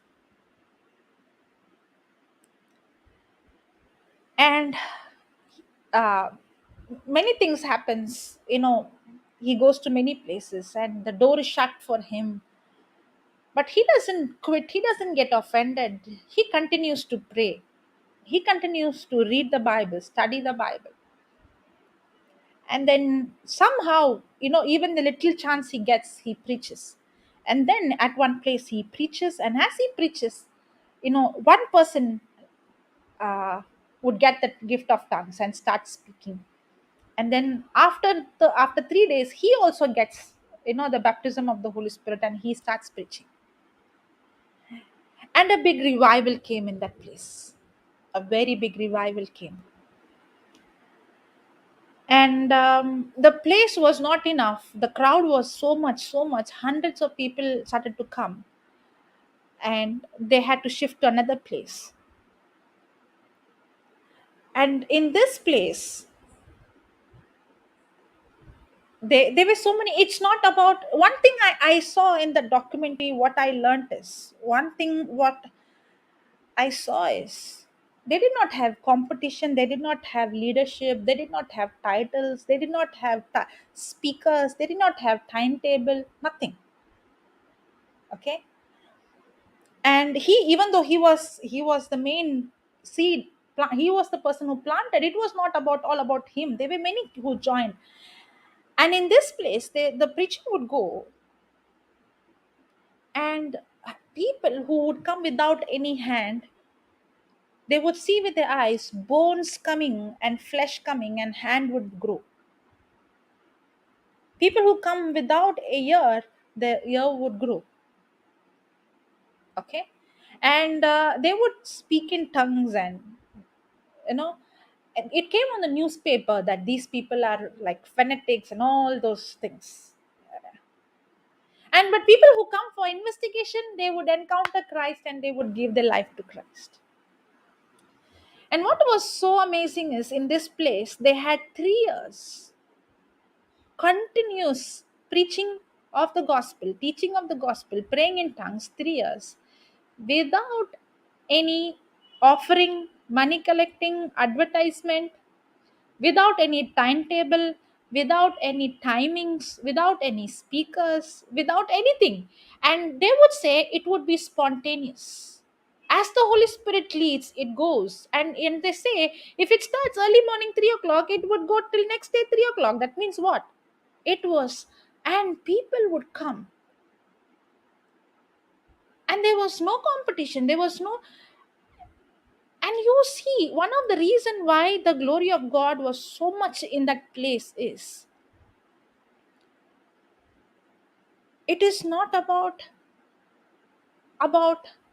how much people are coming to listen to my teaching or your teaching. It's not there was no competition, there was no, it was not there was no self promotion.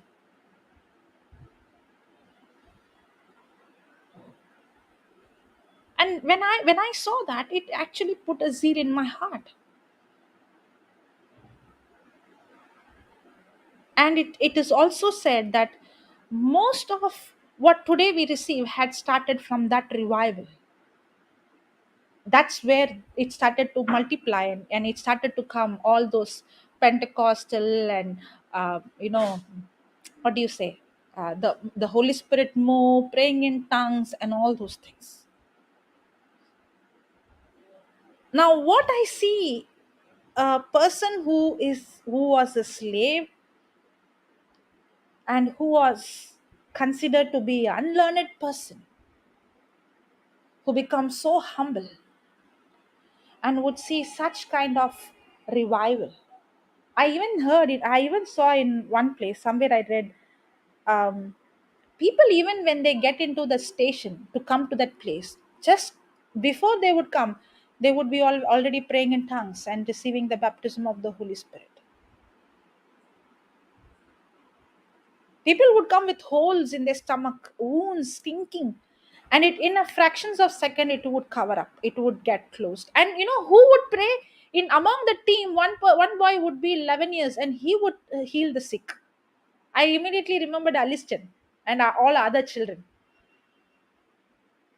They did not have these hierarchies, nothing. They did not even have, they don't even know what is the next program. I remember one incident. Okay, so they have this upper room where they people would be praying, and in down where they had the preaching of the word.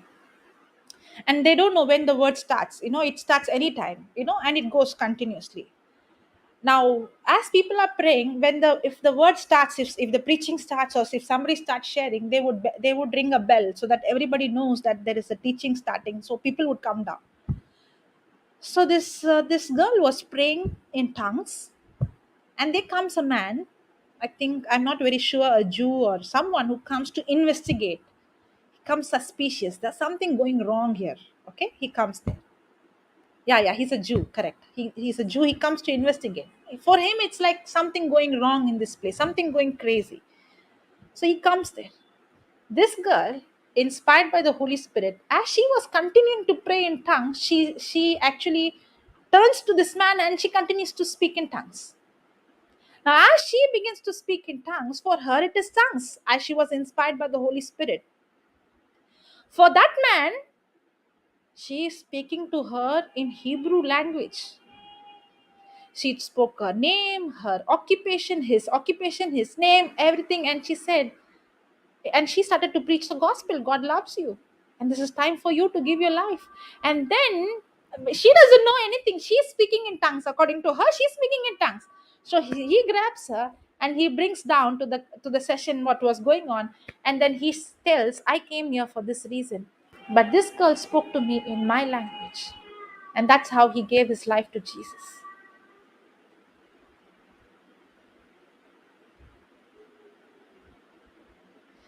That's what God wants. That's what God wants from us. It is not the revival. You might say, oh, the revival came there for those people. Revival doesn't depend on God, it depends on us. There was one man who was humble enough to spend day and night. And before he saw the revival, he went through insult, he went through abuse, he went through rejection. He was thrown out many times.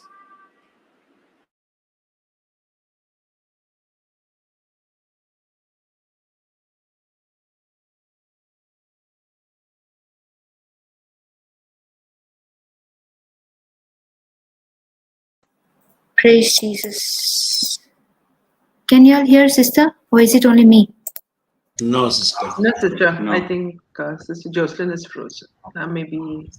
Thank you. Thank you. Praise Jesus. Praise Jesus. Hallelujah. Hallelujah. Jesus. Thank you, Jesus. Hallelujah. Jesus. Actually, whatever sister is teaching is so beautiful. Praise you, Jesus. So beautiful. Because actually I would say Holy Spirit is beautiful, because I was studying on the gift of tongues, and I was studying particularly the 30th point. And it says tongues gives spiritual refreshment and rest. So whatever she spoke from the beginning to end, it was just an add-on to what I've already been studying. Because I was telling the Lord that I want to do more. So when she said it's no more the topic of mammon, the Holy Spirit reminded me, and I was all excited. And as she said, there was somebody speaking in tongues. Throughout the class, I've been speaking in tongues. Thank you, Jesus. And it is really, really, when you start speaking in tongues, and as you keep doing it, it is a spiritual refreshment. A refreshment that you cannot get according to world standards. Because see, in the world, what will happen? He has insulted me, she has insulted, she has put me down. Like as she said, that preacher, that person, the slave person, she gave a fantastic testimony to sum it up. Okay, and she said he did not look at that. He was more interested in the relationship and the love that he had for God. He was more mindful of that. So where was his thinking? His thinking was not carnal. His thinking was not based on what is my feeling? What is my profit in this? Why should I come to this white people's church? No. He said, I'm come here because the word of God is being spoken. The one whom I love so much, is his word is being spoken. And we know according to 1 John 2 verse 5, you know that you love God when you obey his word. And when we obey his word, we will keep his word. So the person who has a strong spirit gets rooted, grounded, established in the word of God. And to get this rooting, to get this solid foundation, to get this solid ground, it is through the gift of tongues. A normal person in the natural, okay, now many of us had an experience where you don't have the gift of tongues before, but now, praise God, thank you, Jesus. But now when you have the gift of tongues and you have started using it, have you seen your level of performance has changed? Praise God. Thank you, Jesus. Yeah. Continue.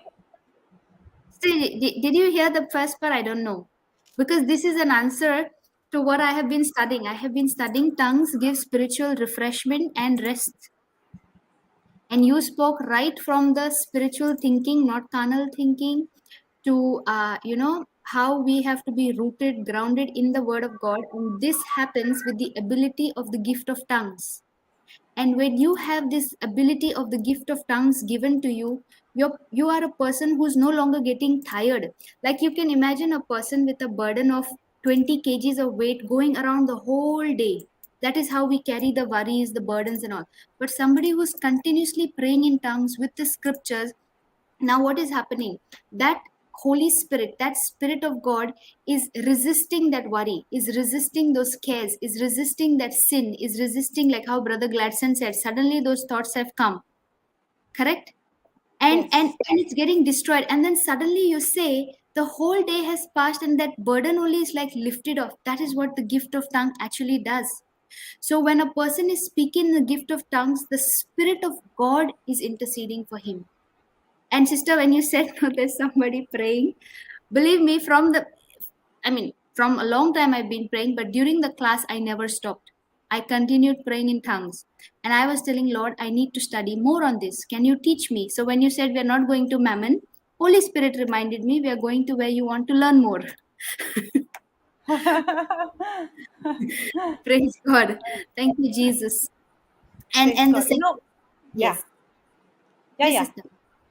Okay. And the second part is saying, now when you are refreshed in your mind, okay, when your whole body is no longer, she spoke about everything, about the carnal thinking, about how you come to a spiritual level where you are no longer controlled by your senses or by your body cravings, but now you are on a spiritual level, acting according to the word of God. And that word of God is the rest of God. The restlessness that was there is no longer there. It is now become the rest of God. And who does that? That is the Spirit of God, that speaking in tongues that we do. Praise God. Thank you, Jesus. So, unless the Spirit of God, when we are constantly, continuously praying in tongues with that scripture and, asking the Holy Spirit for more and more, like for me, I asked Him and He combined so many different scriptures for me. He's combined Proverbs 3:8. He combined 1 John 3:2, like everything related to how the physical health or healing or soul health healing will come through when your spirit is very strong. So he starts connecting everything for you. And that is exactly what she said, even in the slave testimony of the revival. How, when he was just obedient, he did not take bitterness or anything, but he continued to operate in the spirit. That brought a change, and which we are part of it, right? Right, sister? That's what you said, right? That's what we are receiving today. Yeah. So that is the impact. We imagine if he could make an impact, which is so many years down the lane, all of us now, how many we are? 2, 4, 6, 8, 9, 9 of us. Yeah. How much impact can we make if we also use this gift of tongues along with the understanding of the scriptural knowledge from the Holy Spirit? And he will start connecting for you scriptures. And if you're strong here, if you're strong in the spirit, okay, there is nothing that can overtake you, because now you're operating like how it is written in 1 Corinthians 2:16. Sister explained, now we are one, united with Christ. So whatever we think will always be the thought of Christ. Whatever we do will be the act of Christ. There will be no law mentality is not there. You're doing it because you already are united in Christ. That is the mind of Christ, and that is why you're doing it. You are already a part of Him. You're not a part, but a part of Him. Thank you, Jesus. Yes, sister, please continue. Thank you, There Jesus. is a scripture about that refreshing. Tongues is the refreshing. There's a scripture. No, please share, sister. Thank you, Okay. Jesus. Yeah, it is in Isaiah. Isaiah, 1 minute. Let me see. It's Isaiah 28:11.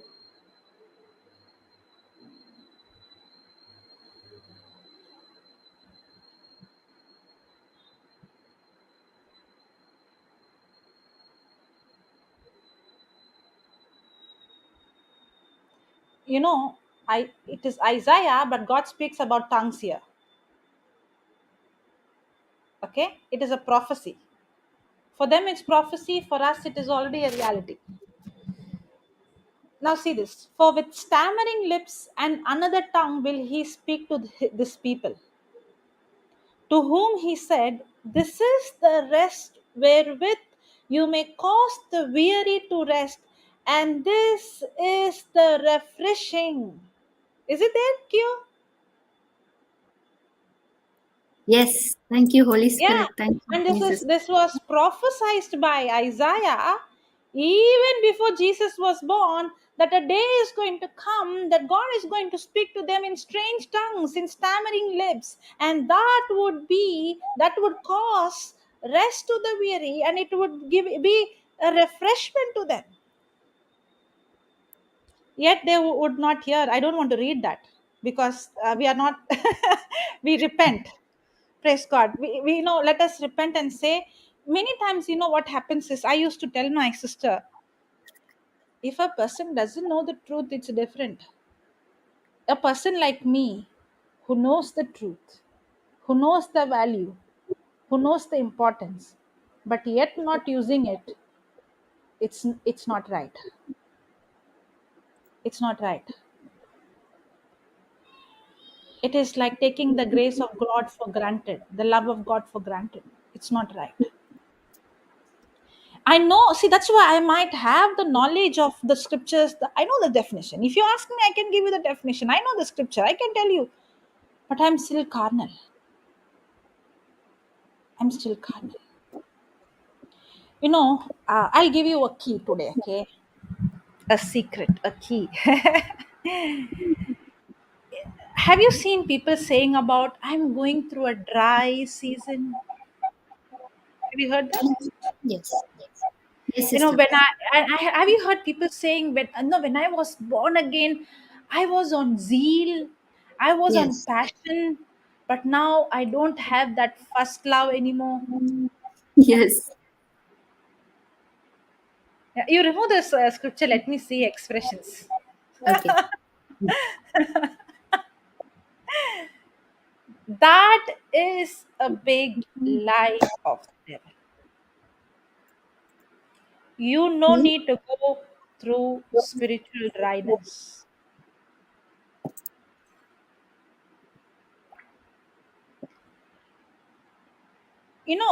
One of the weapon of the devil is, one of the weapon of the enemy is, he always wants us to isolate. Yes. He always wants you to detach from Yes. the body of Christ, detach from fellowship, detach yourself, because as long as you're going to be with people who are in passion, who are in zeal, who are in fire, that fire is contagious. See, if I am carrying the fire and I'm coming and sitting here, it is contagious. I am passing on to you. But if you are not ready to fellowship with me, then you are detaching yourself from me. Correct? So, that the devil wants that. That's what he did to Judas. He isolated him from the other disciples. He isolated him from Jesus. He wants you to be isolated. That is very dangerous. He wants you to be cut off from. Now you might say, okay, now I don't know people who are in passion. I don't know who people who are in zeal.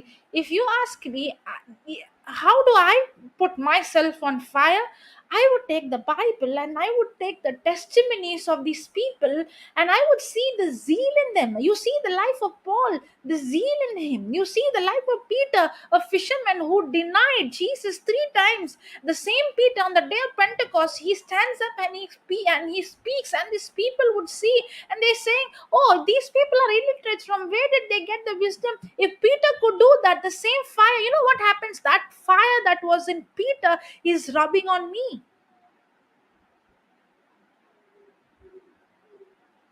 That's what happens when I see, when I was seeing this revival. What happened? That fire was started rubbing on me, and what is happening? It's rubbing on you. And thank God for the teachings, thank God for the YouTube, thank God for the technology. Even you don't have anybody physically, you have the teachings. Come on, it is you who has to go, and you have to train your senses to see the unseen. How you have to go, and it is based on whom you're going to fellowship. If you're going to go on the Google and see what is happening in this war, and what is going to happen next, and what sickness is going to come, now COVID has over, now something else has come, and if you're going to research on something and you're going to keep on listening all those newses, fear will be start building up in you, and that's when you see yourself cold, and that's when you see yourself isolated.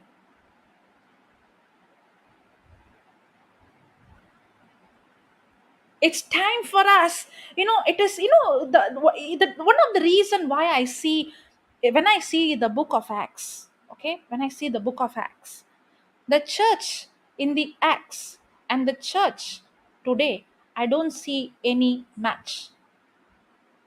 Thank God it's changing. Thank God it's changing. The church in it is, the church in Acts, they saw power, they saw authority, they saw demonstration, they saw healing, but there was selflessness. There was no selfishness. They were not trying, they were not asking, tell me which scripture for my promotion. They were not asking, give me a scripture for my increment. No. Give me a scripture so that I want to build a new house. Did you see that Peter coming to John and saying, Peter, agree with me in the name of Jesus, tomorrow, by next year I get this bungalow.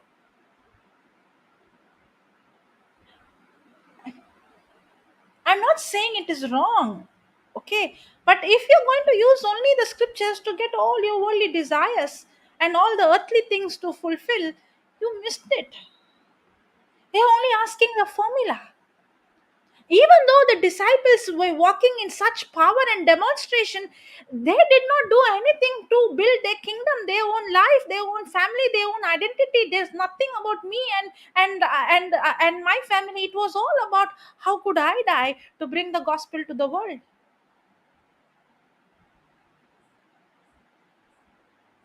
There was no self. That's why there was so much demonstration. If what happens if we see those demonstration, we will be using those power, like we will be using, like, horoscope and magic. I say jimbumba, I speak it, tomorrow I get this. Jimbumba, tomorrow I will get this.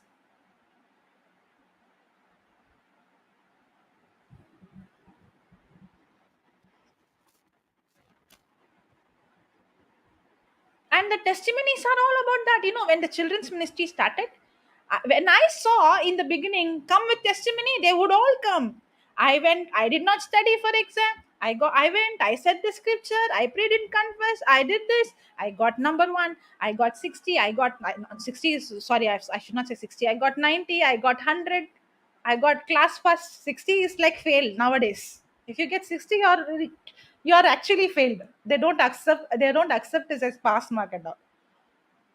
And I told these children, no matter whether you get number one in your class, number one in your school, number one in your state, if you can't love your friend in your class and help a student who is weaker than you, your attitude is wrong, you failed. God is not looking at your achievements. God is not looking at your performance. If you're thinking that me becoming number one and God promotion is your testimony, sorry, that's not your testimony. The real testimony is how I could, it is not I, but when I die and Christ lives through me, that people see Christ and how many souls have entered into the kingdom.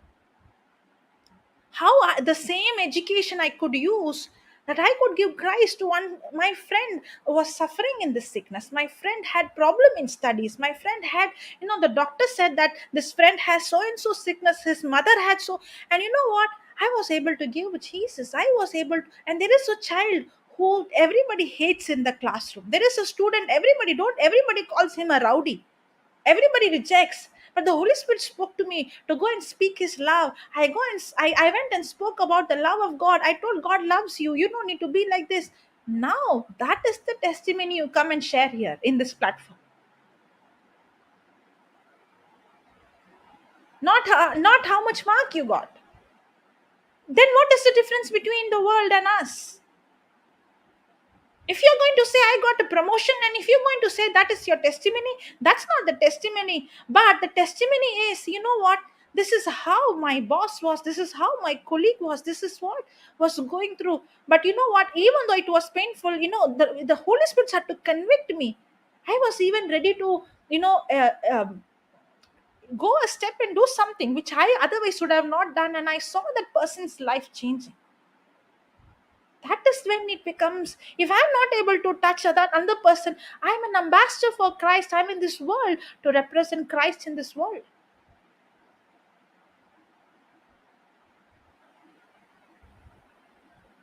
And that's what I see in the book of Acts. They were united.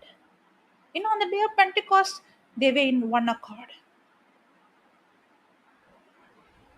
In the book of Philippians, Paul is praying, I pray that you be like-minded, that you be united. If only I have eyes, and if I don't have legs, okay, I can see, but I won't be able to go to that place, correct? That's how we are as body of Christ. God has given me a gift to see, but God has given you a gift to walk. We have to walk together. If I would think my leg is big, without me you won't do anything, if my eyes is big, without me you can't see, that's when the competition comes. Instead of we, going in unity to show Christ, we ourselves are being a stumbling block to our own brothers and sisters, not allowing each other to grow, because ultimately it is we who want to exalt ourselves instead of allowing Christ. And that's why we don't see that kind of demonstration.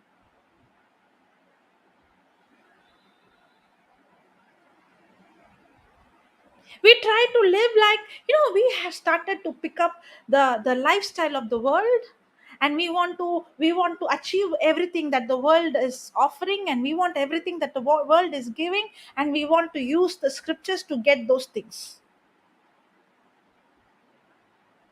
And that is not what I see in the book of Acts.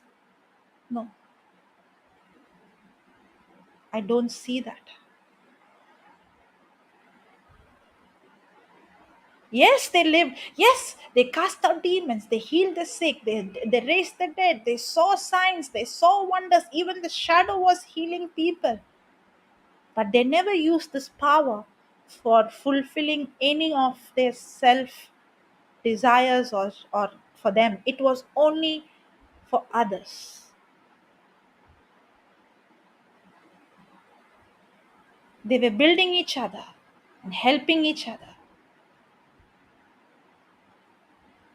And I believe we are going to see that same kind of church back,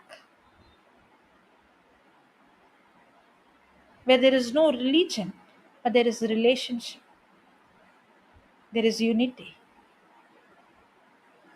That's why this demonic spirit called competitive jealousy is very, very deadly. Because the house divided cannot stand. And the devil wants to divide the house, divide the body, so that we don't stand. But if we understand and we are united, it's not about you and me, it is about Christ. And I am ready to go down to lift you high. Means it's not that I have to remain down. I have to go down to bring the other person to bring to where I am.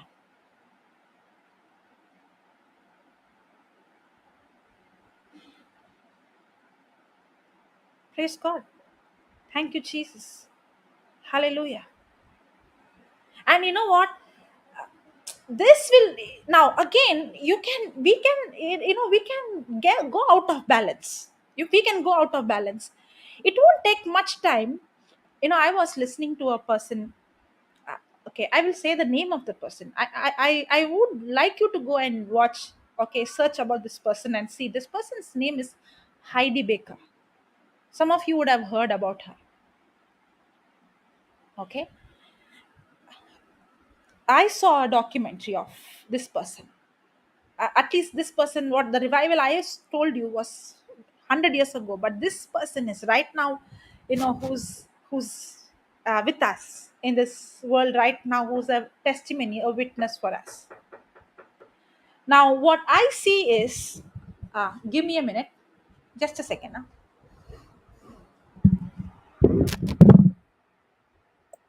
Praise God. Thank you, Jesus. Yeah, Thank you, Jesus. Yes. I'm back. So this person is, okay, her name is Heidi Baker. Now when she gets touched, you know as I told you, these testimonies really, put that zeal and that passion in me when I see, their life. She got touched, she got born again, she received Jesus, and then Lord started to reveal her purpose.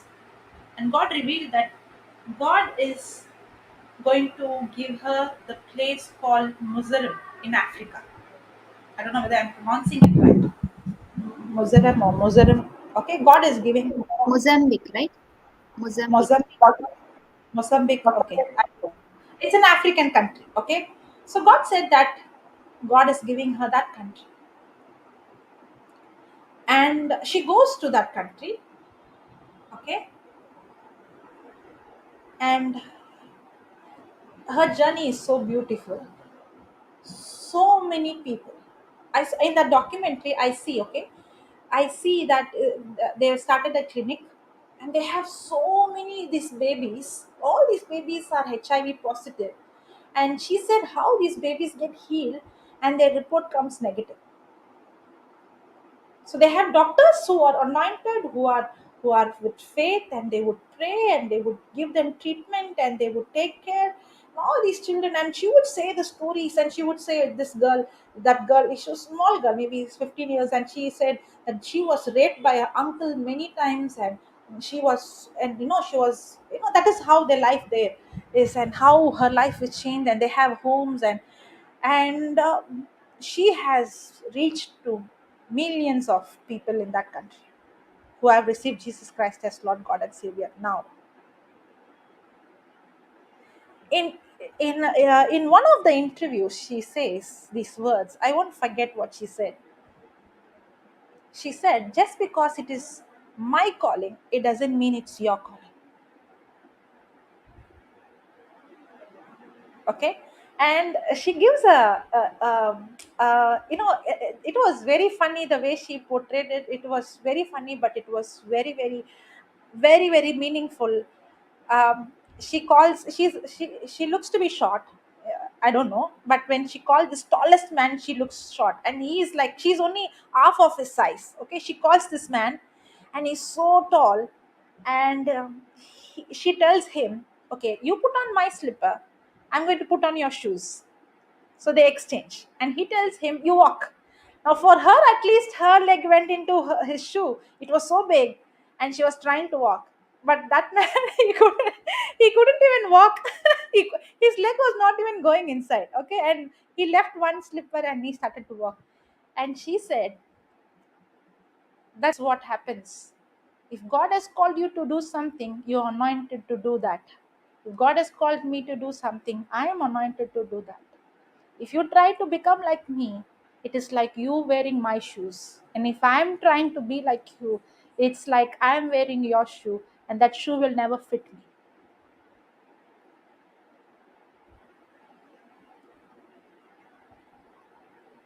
And that's why she said, why should we compete with someone else?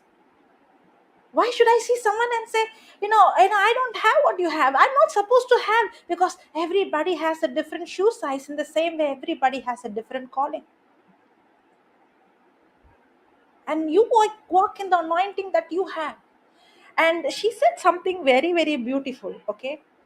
She said, "I thought the more I suffer, the very good missionary I am. The more I was not eating cheese and not having hot water bath, I felt like very holy I am," which I was wrong. And she used to walk in the garbage bin, and she would give us slippers. Whoever asked, she would give, keep giving. And she would be without slippers, and she would walk on those, where their glasses and all, and she would get sick. And the Lord told her, "Did I tell you to give you your slippers?" And then she thought it's a demon, and she was about to rebuke. And then the Lord spoke, "I'm a God of multiplication. I have put you there to believe that nobody is going to lack in anything, that everybody have enough slippers to wear." The reason I'm saying this is, sometimes instead of we doing things in the anointing depending on God, we can get into a position where we try to think I am doing spiritual thing, and where I try to do things with my own strength and then get burnt out. When you do under the anointing of the Holy Spirit, you don't get burnt out. You will be burning in the Holy Ghost on fire, because you're not doing it with your own ability, your own strength. You learn to tap into the anointing of God.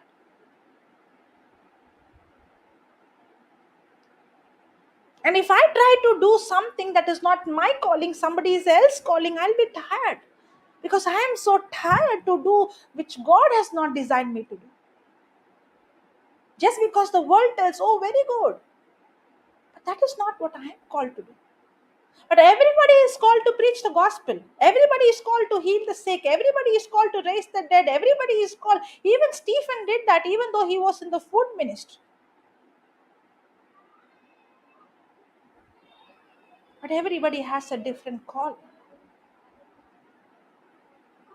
And my fellow brother and sister is not my competitor. I need my fellow brother and sister, because what my brother and sister can do, I can't do. We need each other's help, because when I fall, he comes with the fire to put that fire in me and bring back, not to point and judge, but rather help the other person and put that zeal in that person, to revive that person, to stir that person up.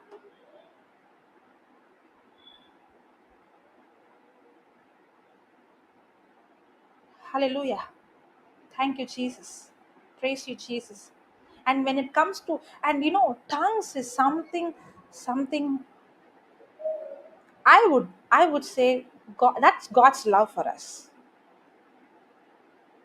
Gift of tongues is God's love for us. He made it so very easy for us. If you are thinking, how long I'm going to be carnal, when I'm going to grow spiritual, when I'm going to overcome, come on. God has given you a weapon. In the armor of God in Ephesians chapter 6, the whole, the breastplate, the belt of truth. In that, the last one is praying in tongues.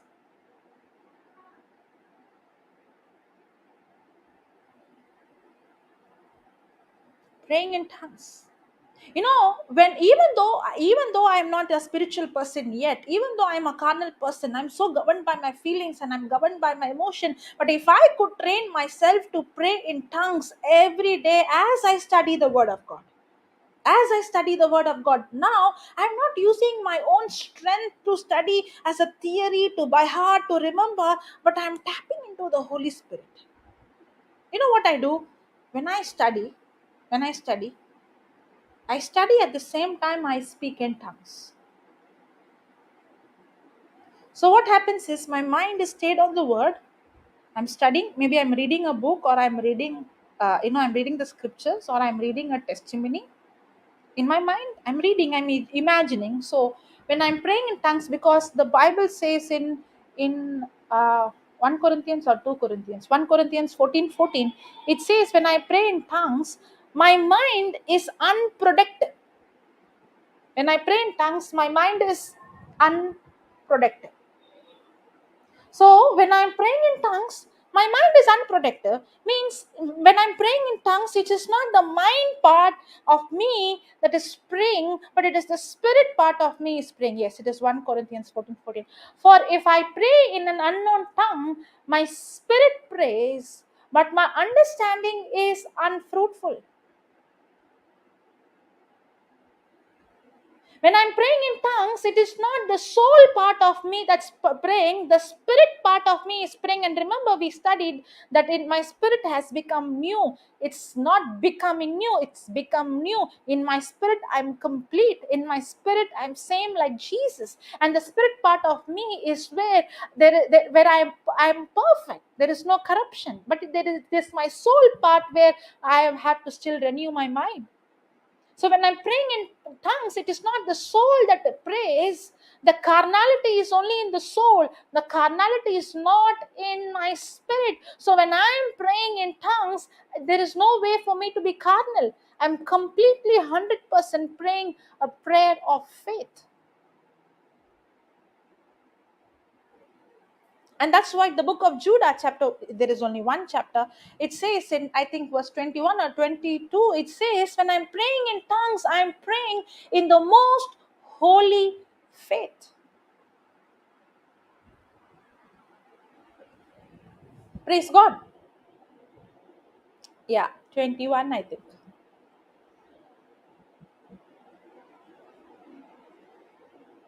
20? Yeah, 20.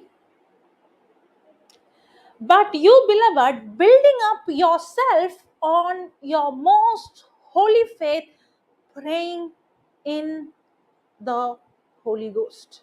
Means praying in tongues. Can you put the 20 in compare?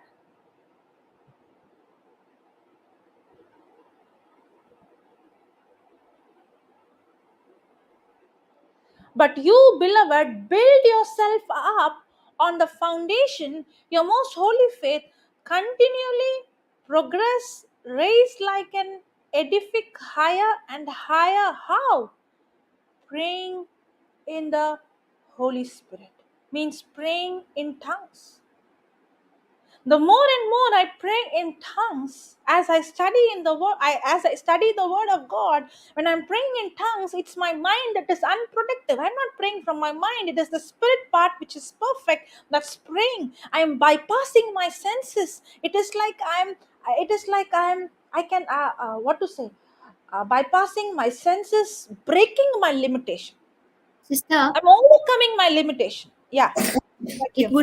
it would be like when we go to office, we need to punch in or sign in, right? And then only the door will open and we can enter.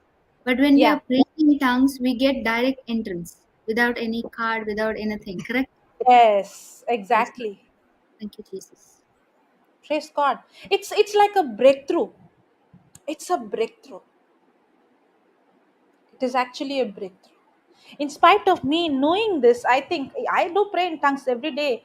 But past few days, I realized that I'm limiting God by not tapping into this gift God has given me. I'm studying the word of God, I'm preaching the word of God, I'm praying, but I'm not praying the way I'm supposed to pray. And I'm limiting God.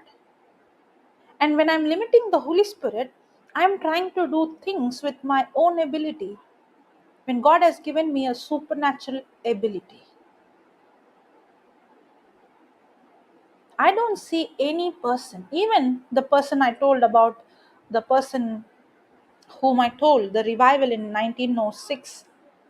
When do you think he saw revival happening?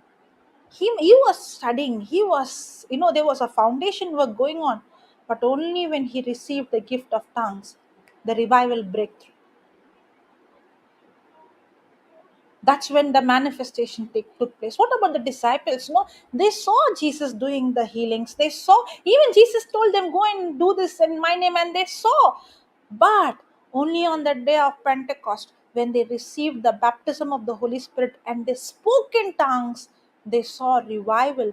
The very first day when they spoke in tongues, 3,000 souls gave their life to Christ.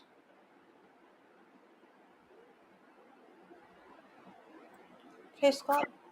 Praise God. Thank you, Jesus. Thank you, Jesus. So can I read Hallelujah. it in Yeah. PP? Nicely Yes. explained. Thank you, Yes. Jesus.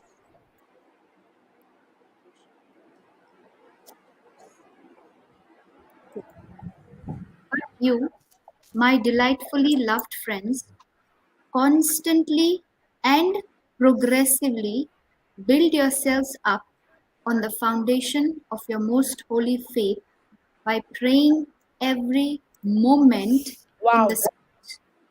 Wow. Thank you, Jesus. And that's why Paul is saying, I pray in tongues more than everyone. How do you think he could say that statement? That means he's praying every moment. I heard somebody saying this. As long as my eyes are open, my mouth is praying in tongues. I'm not going to fix a time and say I pray only. No, no, no, no. As long as my eyes open, I'm going to pray. I'm not going to do it without ceasing, constantly. And I like that translation. What is that? Every moment. See, if I want to build myself, if I want to be a spiritually minded person, if I want to build myself in faith, and if I'm not going to use the gift of tongues and pray in tongues, I'm going to be burnt out, because I'm going to do it with my own ability when God has given me this supernatural gift. Yeah, Kiyumi. But you, my delightfully loved friends, constantly and progressively. Sister, here I understand progressively means along with the teaching, the scriptures, like you said, right? Not Yeah. just only praying and then we'll become noisy people, nothing else. Yeah, but then you will not understand that God loves you. You don't understand what Jesus did for you on the cross. You don't know the truth, right? When the devil comes, Holy Spirit will say, a file not found. Correct. Yes. Progressively build yourself. So only when you have the correct knowledge, you can build yourself. You can build your spiritual muscles. You can come out of carnal thinking. Yes. Praise God. Build yourselves up on the foundation. And we learned that we as new creation, the foundation cannot change.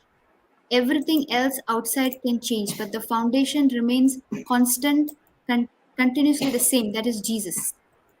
On the foundation of your most holy faith. And faith is also a grace, a gift from God, which has been given to all of us in the same measure, without partiality, without discrimination.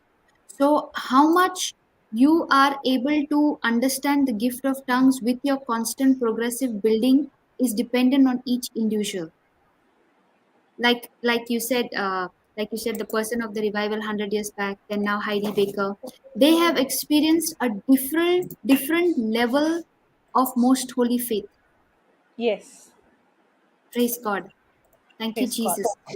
By praying every moment. Now, the moment you're praying every moment, will there ever be a question of carnal thinking?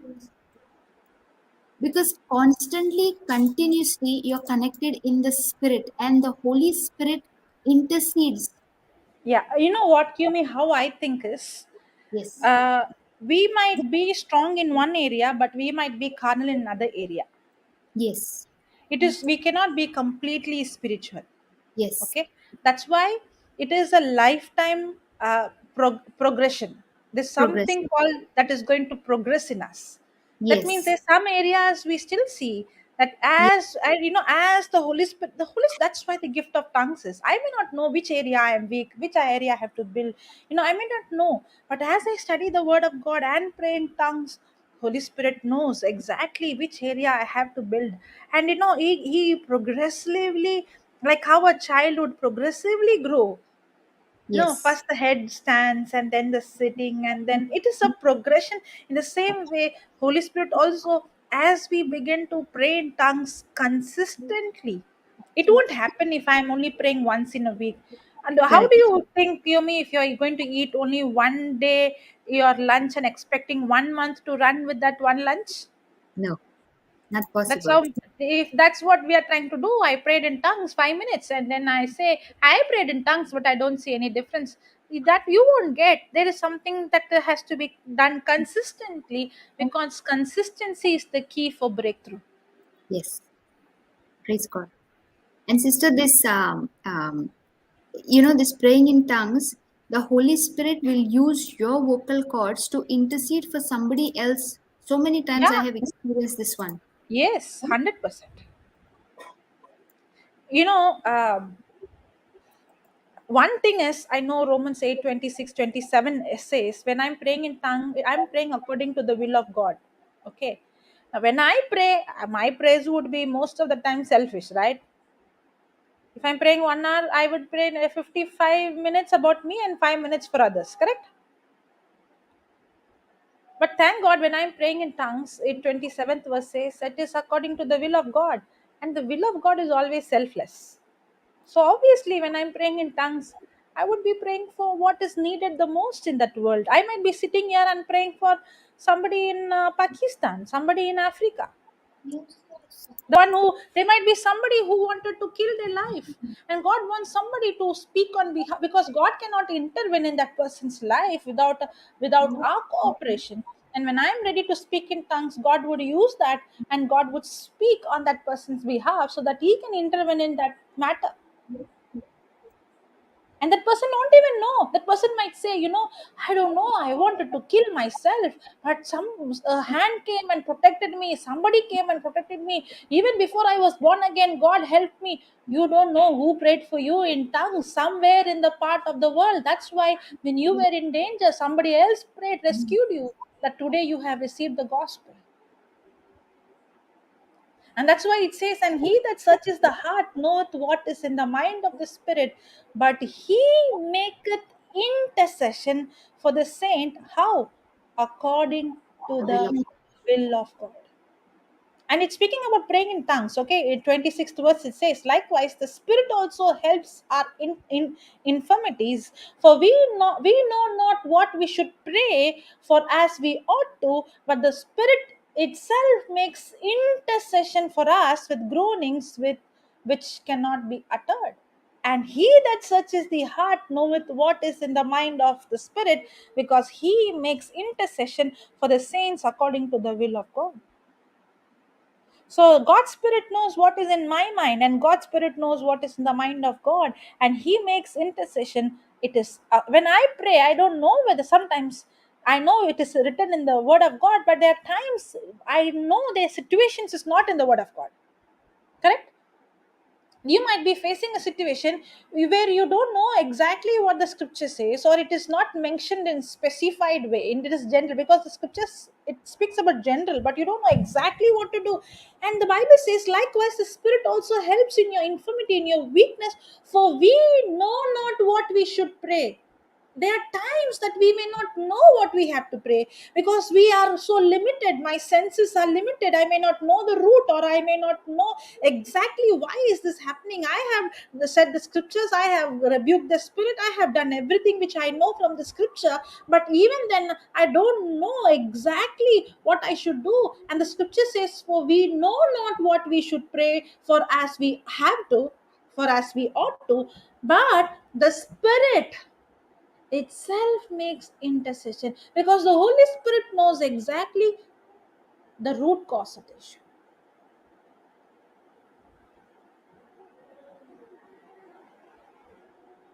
Sister, sister, Yeah. based on these two, can you connect 28, please, for us? Thank you, Jesus. Yeah. Now, because I pray in tongues, now because when I'm weak, when I'm in a problem, when I see situation that is negative, that is wrong, and now when I pray in tongues, that's when we know that all things works together. That's why the word says, and we know. It's a connection.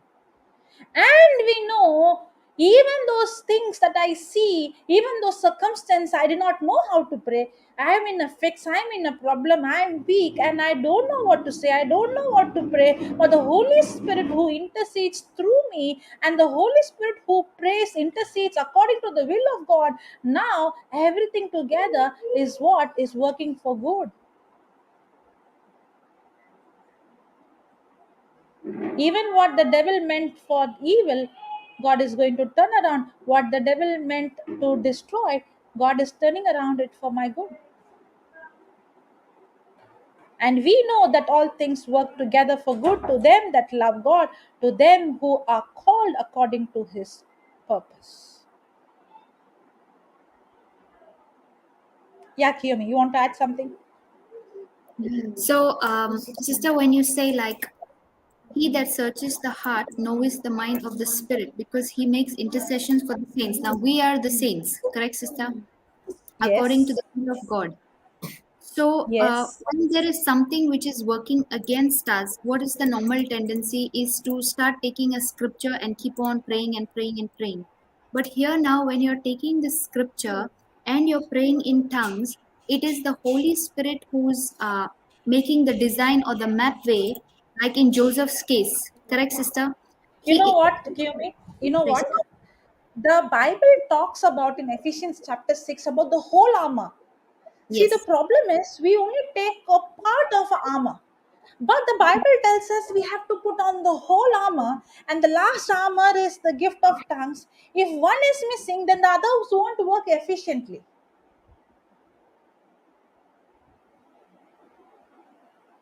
Yeah, you want to go there?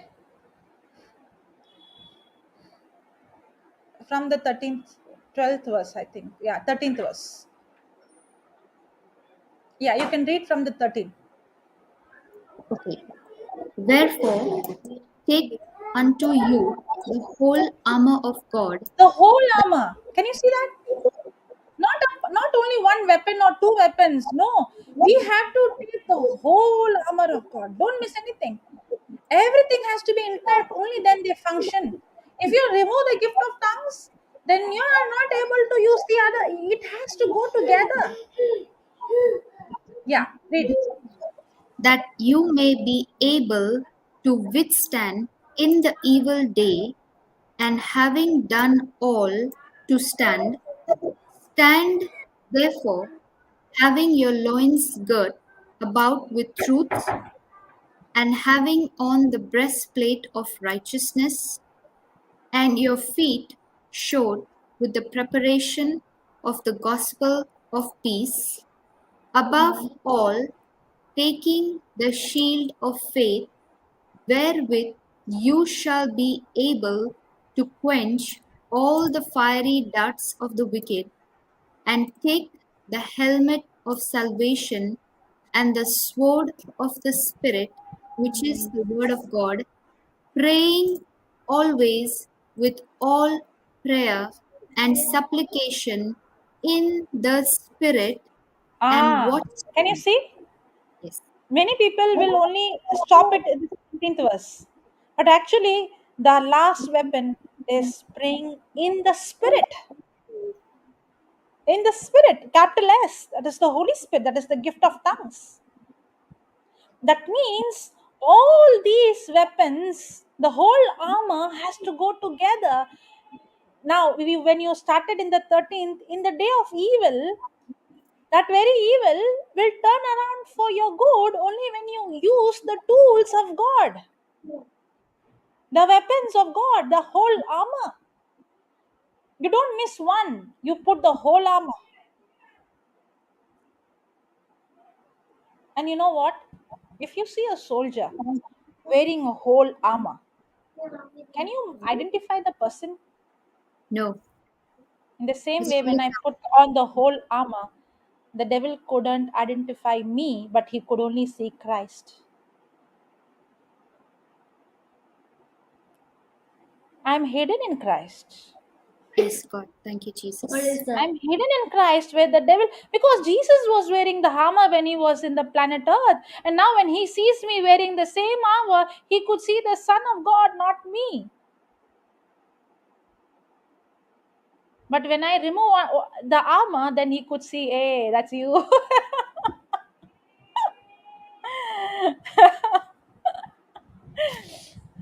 Praise God.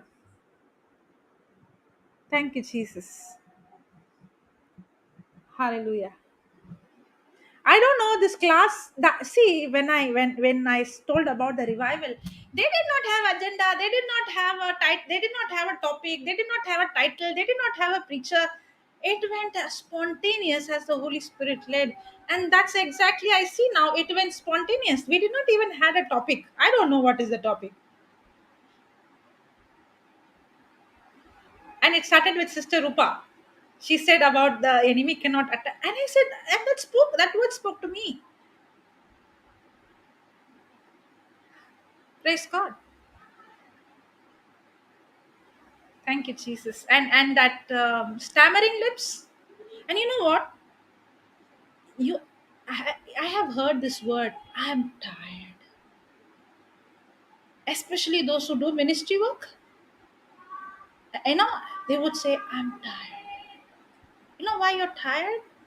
Because you are doing things with your own ability instead of doing it under the anointing, the power of the Holy Spirit. And that's why the scripture says, a day is coming. For them, it's day. For us, we are already there. Wow. Can you see? Isaiah, when he was writing this, he must be imagining what a day that would be. He would be thinking how nice it would be if I was born in that day.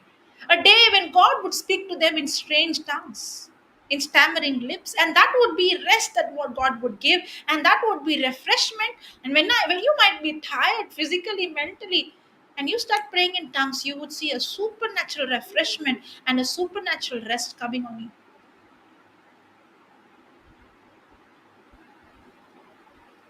And I tell you, there is no revival, or I would say anybody who had walked in supernatural without praying in tongues. If you are a person every day studying the scripture, very important. If you don't know the word, you don't know Jesus. If you don't know Jesus, then I don't know how you can be baptized by the Holy Spirit. They have to go together. If you are a person who's studying the word, and now that word will not become a revelation if you don't pray in tongues. If you're only going to study, you will become a good scholar, but you will not see the power and demonstration of the Holy Spirit. But when you start to study the word with praying in tongues and asking the Holy Spirit, and that's the time, the more and more, that's what 1 Corinthians 14:2 says. When you pray in tongues, it is you're not speaking to man but to God, but no one understands him, but you speak mysteries. For he that speaketh in an unknown tongue speaketh not unto man, but unto God, for no man understands him. Now, when this word says no man understands him, it is, I was asking, Lord, I don't understand. People are saying in the day of Pentecost, when they spoke in tongues, everybody understood. And you are saying no man understand, which is true. And the Holy Spirit told me, He revealed to me, He said, when you speak, you don't understand. If you understand, it's no longer tongues, it becomes a language for you.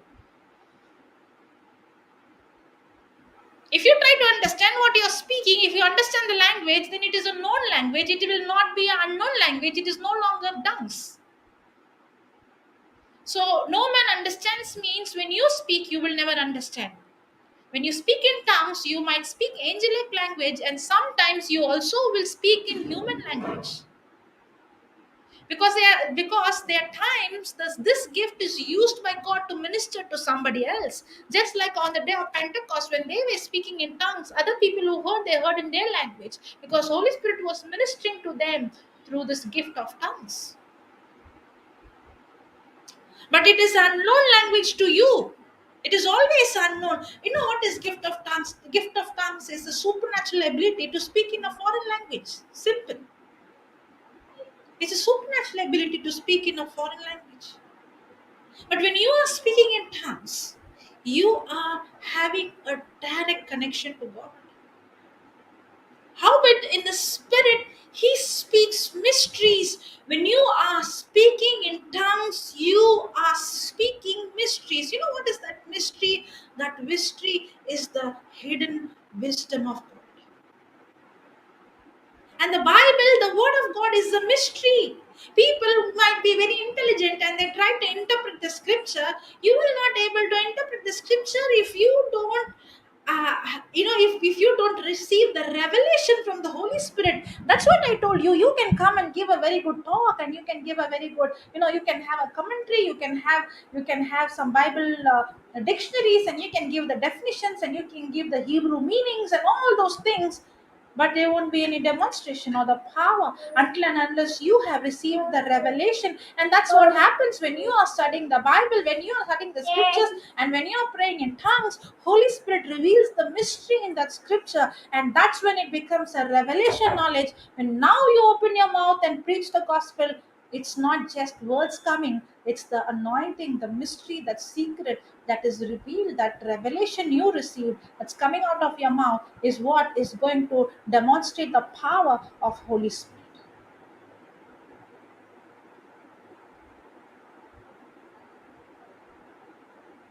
I think it is in 1 Corinthians chapter 2, the same this book in this 1 Corinthians is where we see most of the scripture about tongues, where Paul writes.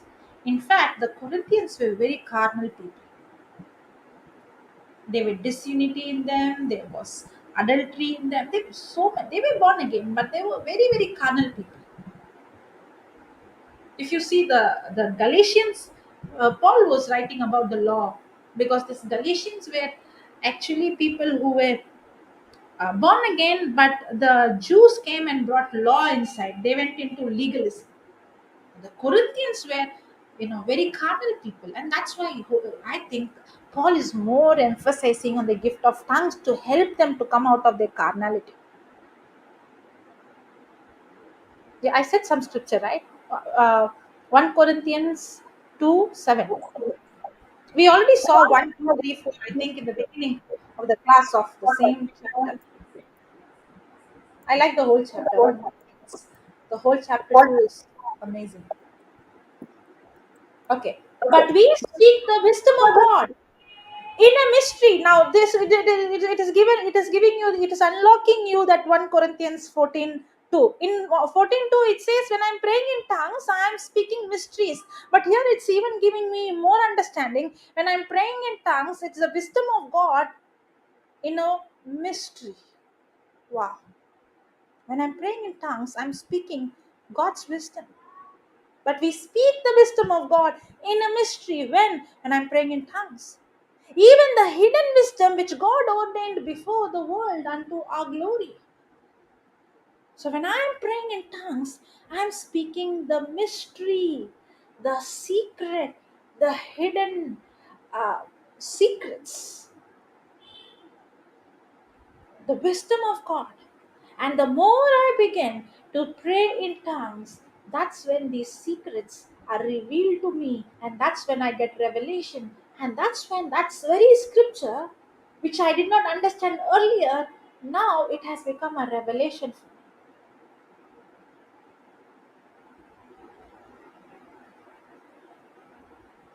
Are you understanding how important it is for me to tap into this gift of tongues, to come out of my carnality with the word of God? Because how can God reveal to me the mystery if I don't study the word? Because the word of God is the mystery. And how do you think the Holy Spirit will reveal the mystery that is in the word if I don't study? So it has to go together. You cannot separate praying in tongues and pray and studying the scriptures. It has to go together. As I'm studying the word of God, I pray in tongues. That's when the Holy Spirit reveals the mystery that is in the word of God.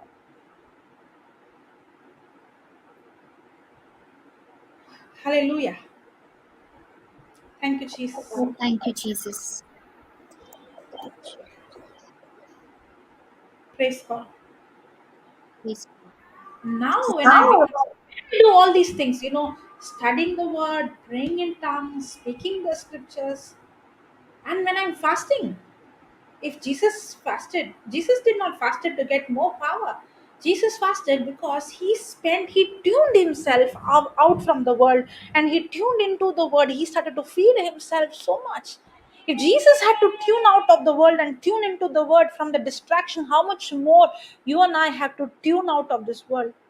How important it is. I would say, if somebody would come and ask me, I am not able to believe, I'm not able to confess, I'm not able to see breakthrough, I would tell you, can you tune out of everything, and can you spend time, at least 10 hours a day, listening and writing and praying in tongues? If you're trying to change your action, it won't happen. Come on, change your thinking. And how can you change your thinking without the word of God?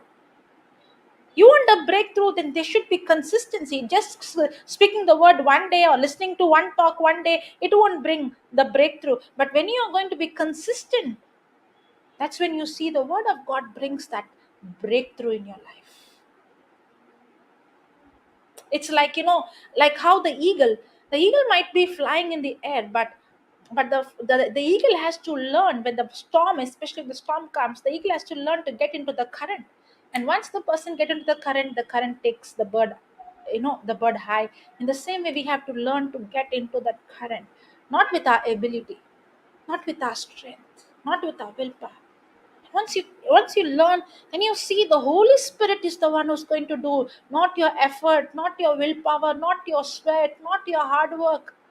We have to, we are trying to do things with our own strength instead of we yielding to the Holy Spirit and allowing him to do through us. We are trying to preach the gospel and heal the sick. On the other day I was speaking to Brother Alvin, and I was telling Brother Alvin, for a long time in my mind, most of us, we were thinking exactly what confession I have to do, what prayer I have to do, how to rebuke this sickness, how to rebuke this infirmity, how to make the right prayer to see the healing happening. I understood it is not what I do. I have to learn not to interfere into the Holy Spirit and allow him to do. It is not about how I have to do, it is how much I have to die that he does through me. And that's exactly what happened to Peter. When he walked, he did not do anything. He was just walking and the shadow healed people. Why do you think that happened? Because it was not Peter, but it was Christ manifesting through Peter. We try to preach the word with our ability, we try to heal the sick, we try to do things. Actually, it is not what I do, it is about how much I die so that I allow Holy Spirit to do. Now, for example, if I would come here with the notes of Mammon, I do have the notes, I do have, I thought I'll give this notes, I thought I'll give the scriptures, all those things. Now, if I would try to do, I would get burnt out. But if I would say, Lord, I don't know, even if I have come with the notes, I'm not going to depend on the notes, I'm depending on you. Now, what happens? He takes over. Now, can I take the glory? I took the class. No, I can't take, because I know I did not do anything of my own strength. It started to flow like a river. And I don't even know what would be the next scripture. I don't even know what would be the next statement. I don't even know what will I do next. I don't know. But that's when the Holy Spirit takes over. It is actually, I have to learn to yield to Him. It's not me, it is Him. It's the same when it comes to healing. I would always say, when I used to teach people on healing the sick, I always tell, don't go with a formula and tell, okay, this is the problem and this is the formula. I have to apply this and see this result. It won't work. And you will get frustrated, and you will come to a point, the devil will tell you, oh, when she prays, she's more powerful, it happens. When you pray, it doesn't happen. No. She or he has learned not to, you don't interfere with the Holy Spirit.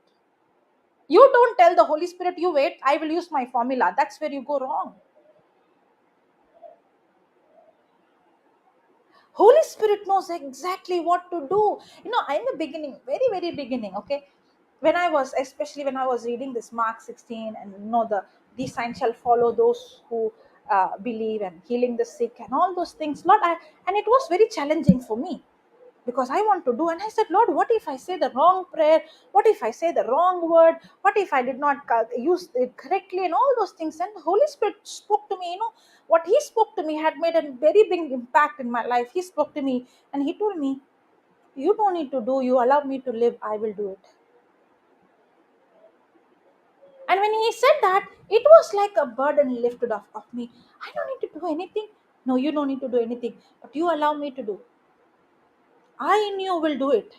Because I'm thinking, what I have to go and speak to this person, what formula I have to do, what scripture I have to do, how I have to cast out, how I should I say cast into the sea, or should I say cast into the feet of Jesus? All those questions would come. I don't know.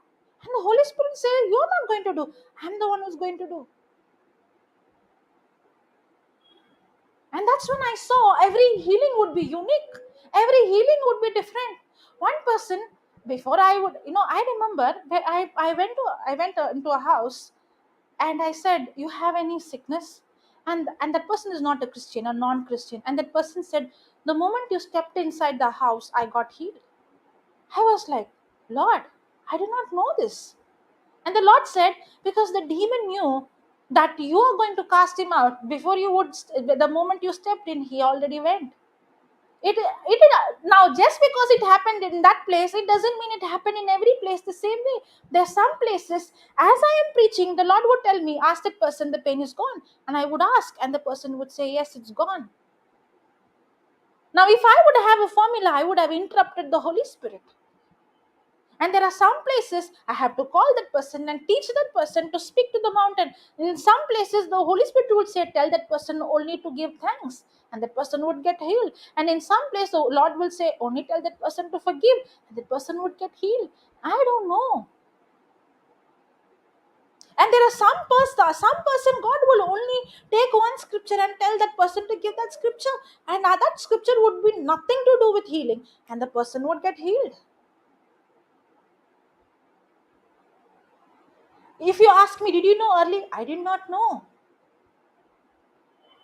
But I have to go there. If you ask Peter, did you know that when you step inside, whether you will sink or you will walk? I don't know. Until and unless you step out, you don't know. In the same way, if you don't go and stand there and say, I don't know, you are putting your place in a place of risk. That's why God chose the fishermen. They take risk. You put yourself in the place of risk where you become very vulnerable. I don't know, but I am still stepping out. And that's when I'm saying, Holy Spirit, I don't know, teach me. And He always shows up, because He is faithful. I'm not faithful, but He is faithful.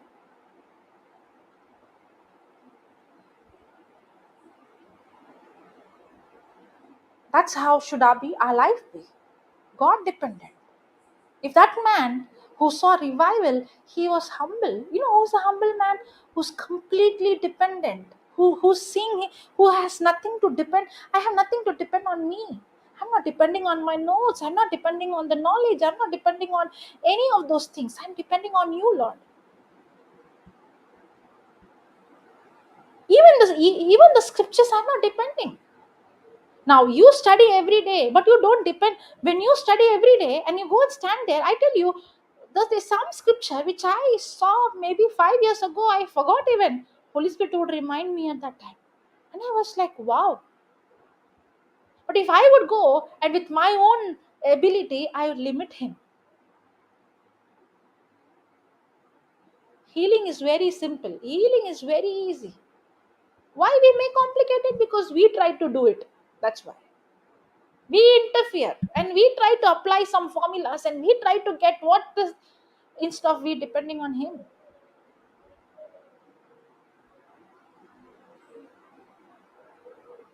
Hallelujah. Thank you, Jesus. Praise God.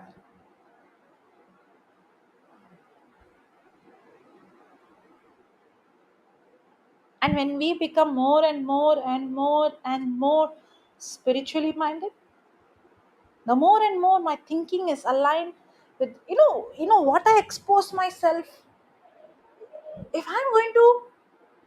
I'm in a house, I'm in a family, and all the time I'm seeing what my son-in-law did, what my daughter-in-law did, what my son is doing, what my mother-in-law is doing, and all the time she spoke like that, he said like this. What will happen? You'll be drained out, and you will be so dry, and then you'll say, I don't have that zeal, I'm tired. But if you could change your focus from that to, and you start seeing these people in the Bible, these testimonies, these heroes, and that's when you start to, that's when you start to put that, you rub yourself with them, and you see the same anointing and the same zeal and the same passion burning in you.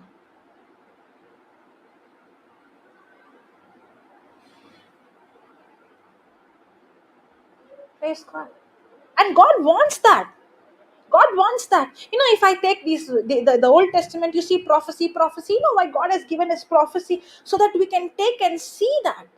Why do you think the scripture says God pours his spirit on the last days? God pours his spirit on all flesh. Why? So that we see the Holy Spirit coming on every person, speaking, prophesying, so that we visualize, we imagine, we speak, and we release, so that would manifest what God already saw. To manifest, he need you and me.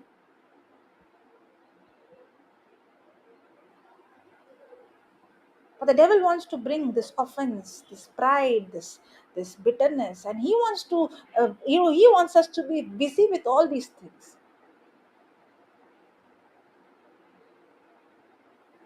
God has something so beautiful. God has something so beautiful. The life which you and I are living, that's not what God wants us to live.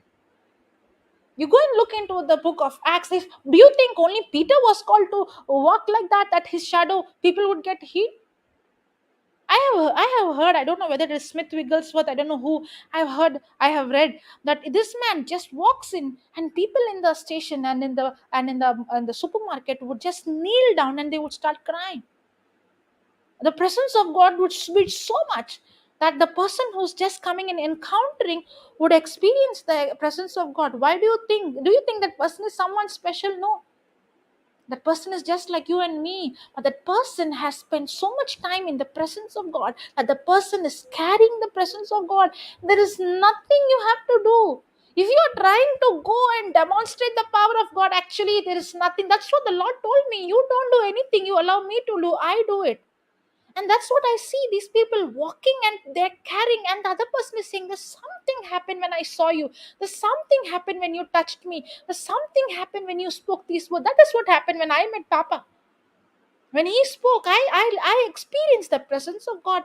It changed my life. The presence of God he carried, and he did not just carry the presence of God, he taught me how I can tap into the same glory, into the same presence of God through the word of God. And when I started to practice, I saw the manifestation. But I also became spiritually lazy. If I see, if is am I, if maybe in your eyes you might think I am fulfilling God's calling, but when I see the Bible and I see these manifestation, no, I'm not there where I am supposed to be. I'm limiting God.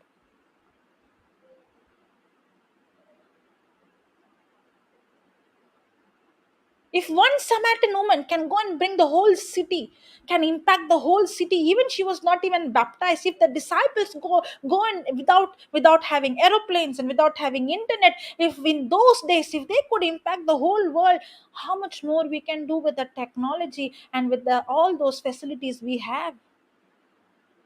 This is not how we are called to live. We are called to walk in the supernatural.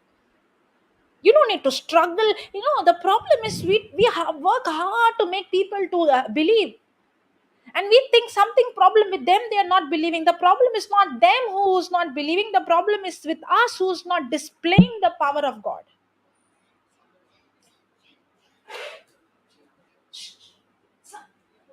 It is with the problem is with us. We have to change, and we are not carrying the pressure. You don't need to go and force anybody. And that's what I see in the Bible. When the word was preached, everybody would change. There might be few who come against, and those few would be, who? The people who are in a title and in a big position. Sorry to say that. That's what in the Bible I see. You go and read the book of Acts chapter 3, Acts chapter 4. Who persecuted? The leaders, the high priest, the one who is in the title, not the ordinary people. All the ordinary people, when you go and preach the gospel, you will have persecution, but let me tell you, the persecution will come from a small percentage of crowd. The majority will see the truth and receive the truth.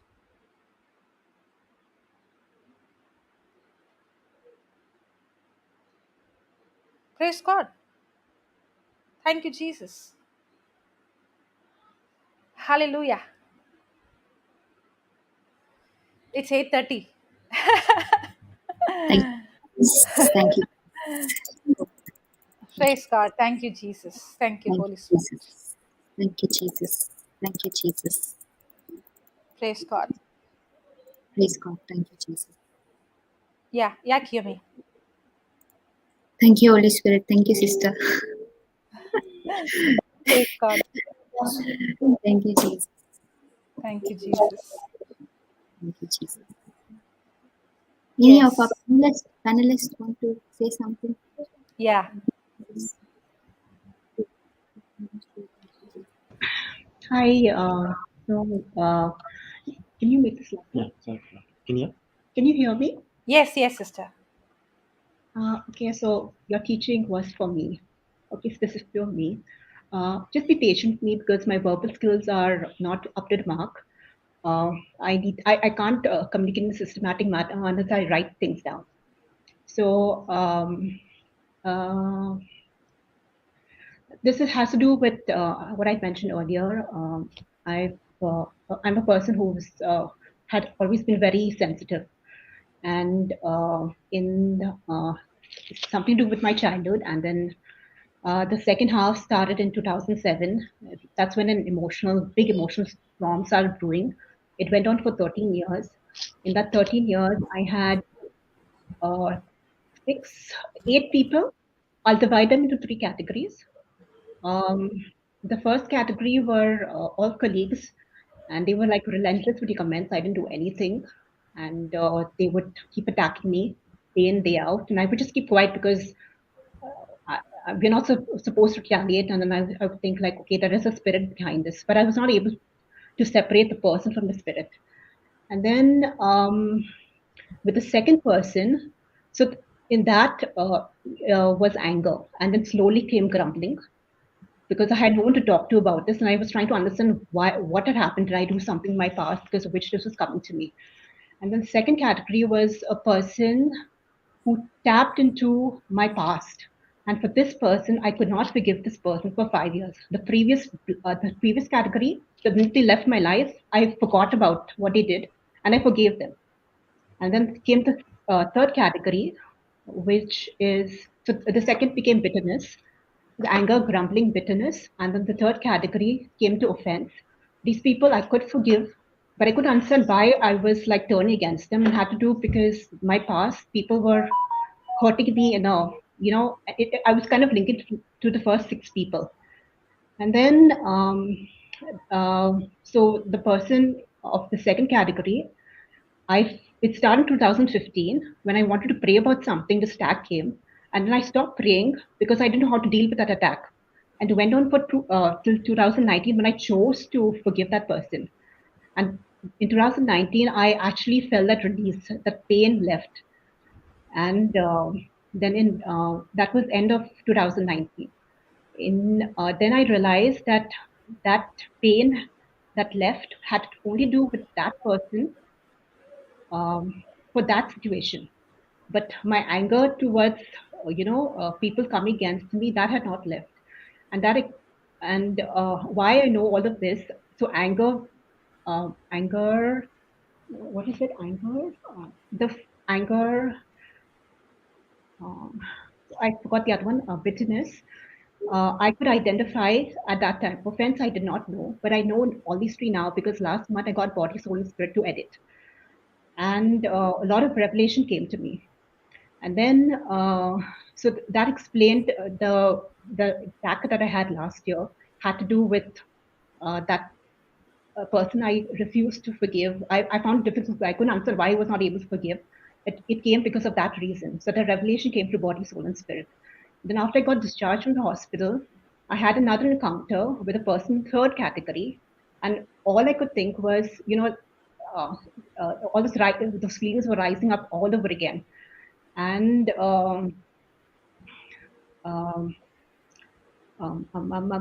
sorry, and then in this case, I wanted to all this time was practicing restraint.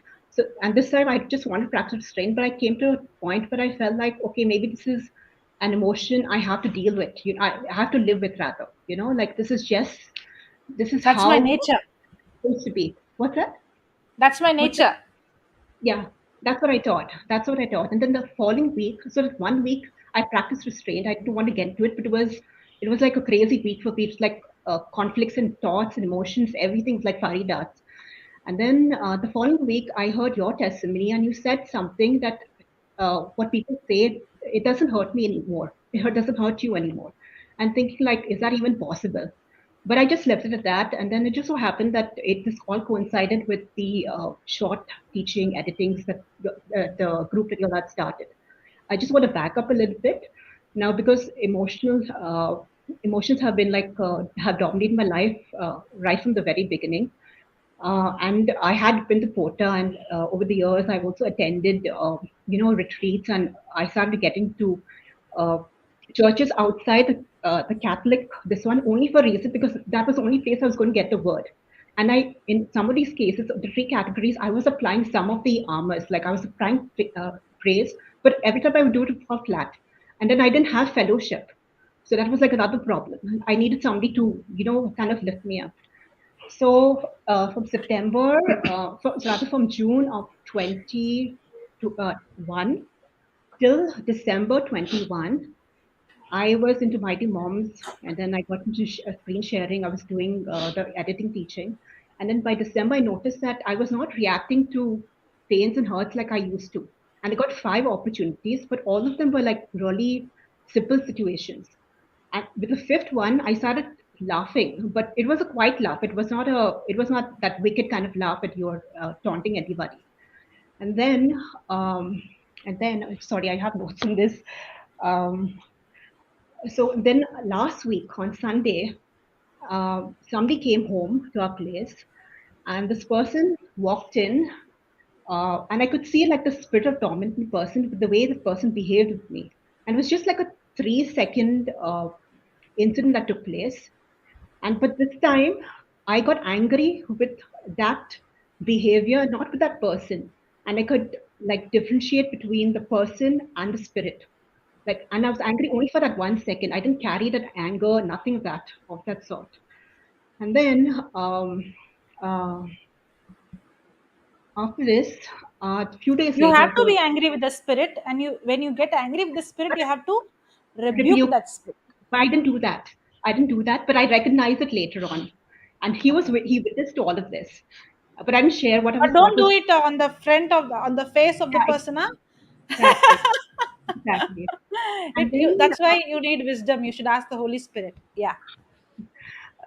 Then 2-3 days later, yesterday, I realized that the Satan was not, now he could not attack me in the emotional area, because that was like, for me, that was a big one. The last one that took place was a big one. Now he started appealing to my mind. So that's what your teaching was on today, on my mind, on the mind and emotions, obviously. And just to give you a simple example, I recognized it yesterday, and then I could identify 4 cases, and all of them were really simple. Okay, so yesterday we ordered pizza, and I asked my brother to do it. 3 pizzas he ordered, and I gave him instructions about what I wanted. First, he asked me for help, and I said, no, you just do whatever you want. And I gave him instruction for the third part of it. Finally, when the pizza came, 3 pizzas came, and 2 were made in such a way that the way he liked it, and 1 was only for us. And at that time, I'm like feeling some stirring within my soul, like there's something wrong over here. Like, why am I feeling this? I've gotten emotions, but what is happening over here? And then it was coming it was coming very slowly. And then suddenly I remember that the Satan basically copycats everything, right? That God does. And that's when I realized that he was actually appealing to my mind. So thoughts are coming to my mind. Why did he? Look at your brother. He brought 2 pizzas only for himself, 1 pizza for the 2 of y'all. And then I reflected on the entire day. There were 3 other cases. And what I've also recognized in this particular area is that what I lacked when it came to offense was communication. He was using that also against me. And when you speak to people and ask them, why are you angry with us? Why are you behaving with us in this manner? But obviously, in the God kind of way, then it actually reveals a lot of information about the way people are, the reason why they're behaving in that manner. So with the 4th person, I applied communication. And then the funny thing about all of this is that last week, I had sent Merlin teaching on power to heal. Power to heal is in every child of God. And then it came back, and in the meantime, I identified another teaching related to the same teaching. But there was another explanation, which was believers receive the Holy Spirit through faith. So I used to go to prophets thinking they had the healing power. So I would have to practice faith, then go to them, receive the healing, and then come back. And if I had not received the healing, then I had to still work on my faith. That was my understanding. And apart from that, there were 2 other teachings. Do not be a people chaser, but a God chaser, which was, I was working in the 2 weeks. And the 4th one was, why do you ask people to pray for us? But I used to never do that. But then again, what I learned is that you need to be praying for yourself. But my problem was my prayers were based on my emotions. So a person hurt me and I didn't know how to, and I was angry with them. I don't want to be angry with them. I would not pray because I felt like God would not answer my prayers because I'm angry with that person. So I would not end up praying. And then today, I was sitting with a laptop, reworking on the power to heal every child of God. And this happens around 2 o'clock in the afternoon. And I've placed my laptop and I'm listening to I'm listening to the teachings, and this Lester comes and he plays "Worthy is the Lamb."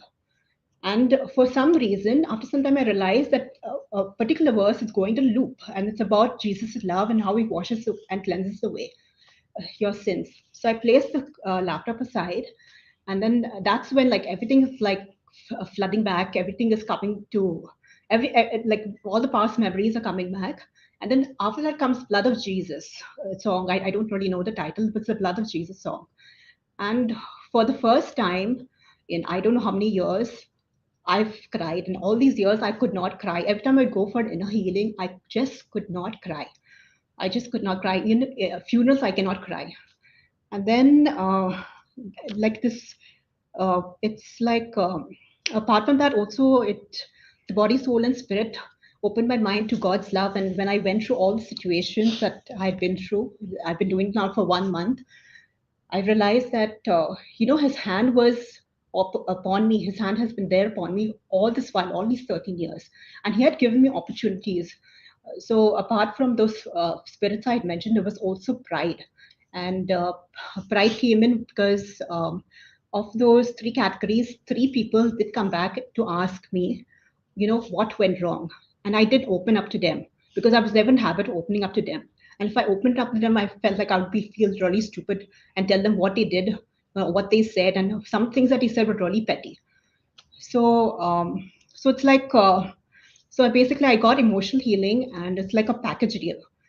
Today has been like, everything has happened like within a span of, it started in June, so this is March. I don't know how many months, it's 8 months. And apart from that, like what I've also realized, like in the past, during those 13 years, I would ask God, can you send us godly friends? I want godly friends. I don't have that. And but he never answered my prayer then. That was in 2000, I think it was 2017. And my prayer was not, I couldn't keep up with that. I couldn't be persistent in my prayers. I could never be persistent. There was no discipline around it. And then it's like last year, he's brought godly friends into our lives. And I don't know, it's just, this journey has been, last 8 months has been amazing. But I know that I need to develop on the mind part of it. So yeah, that's all I have to say.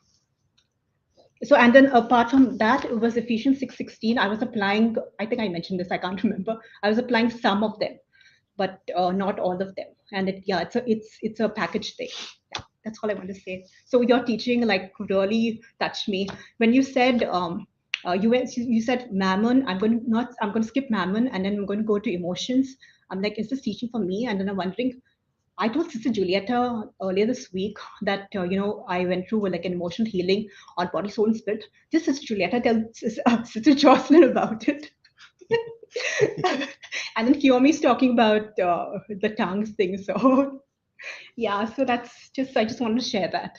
So I was like just in awe that this Holy Spirit was like leading in this dieting. I was planning to sit out of this today because I'm not able to convey any verbally. And I felt in the previous examples I gave, I was misleading some of. I mean, I wanted to say something positive, something else was coming out, and I was giving a totally wrong explanation. So I wanted to sit down. Last week also same thing happened. I wanted to sit out, but I sat in and then realized that teaching was also for me. Yeah, so thank you. Thank you, Jesus. I can't hear you. Sorry. After how long you spoke for this long? I'll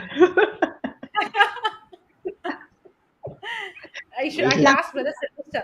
Have you ever seen us speaking like this? No.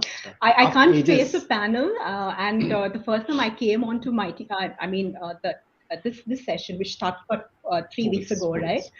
For the first time in my life, I could face people without, feeling that inferiority complex. It didn't come to me at all. Yeah. So yeah. So wow, that itself is a testimony. And in today's teaching, like she said, this was something that was meant. It was meant for me also, because there were certain things. Even after going through, the soul and spirit, today you brought a clarification which I had.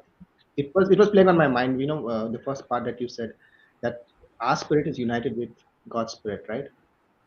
So I always say when someone says, because I didn't understand the first part when you say because we know we are spirit being, right?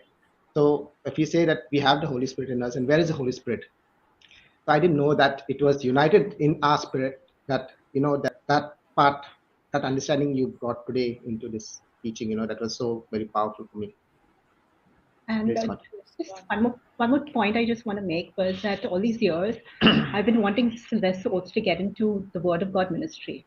Like I was doing it, but I was like all confused. My emotions were all over the place.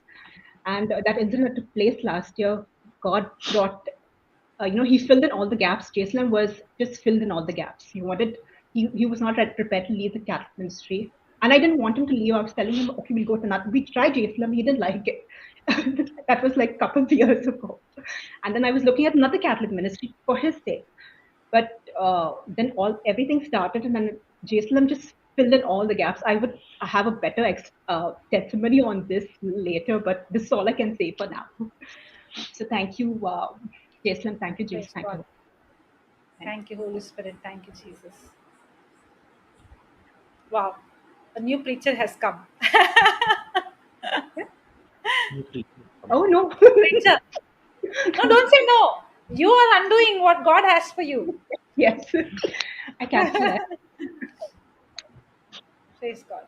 Thank you, Jesus. Thank you, Jesus.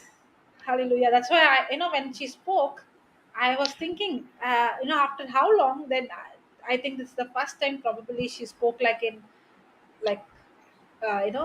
with so many people, and that's exactly what happens when you experience the encounter with Him. So, anybody else?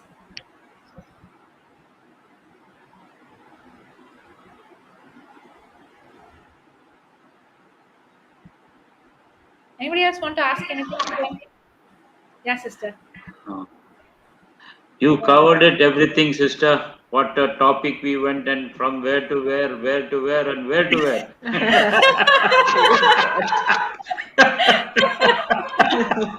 Mind blowing it was. In my mind, I didn't move. Only I went for a loop for 2 minutes and came and sat there.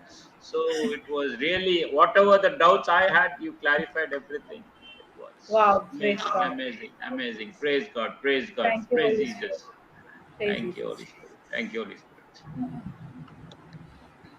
But it's really amazing, right, sister, when you know the love of God, and especially knowing that in spirit you are one with Him is like amazing. It's really such a lovely revelation, actually, that that He is in you. And this speaking in tongues, I will say that I used to feel very conscious to speak in tongues.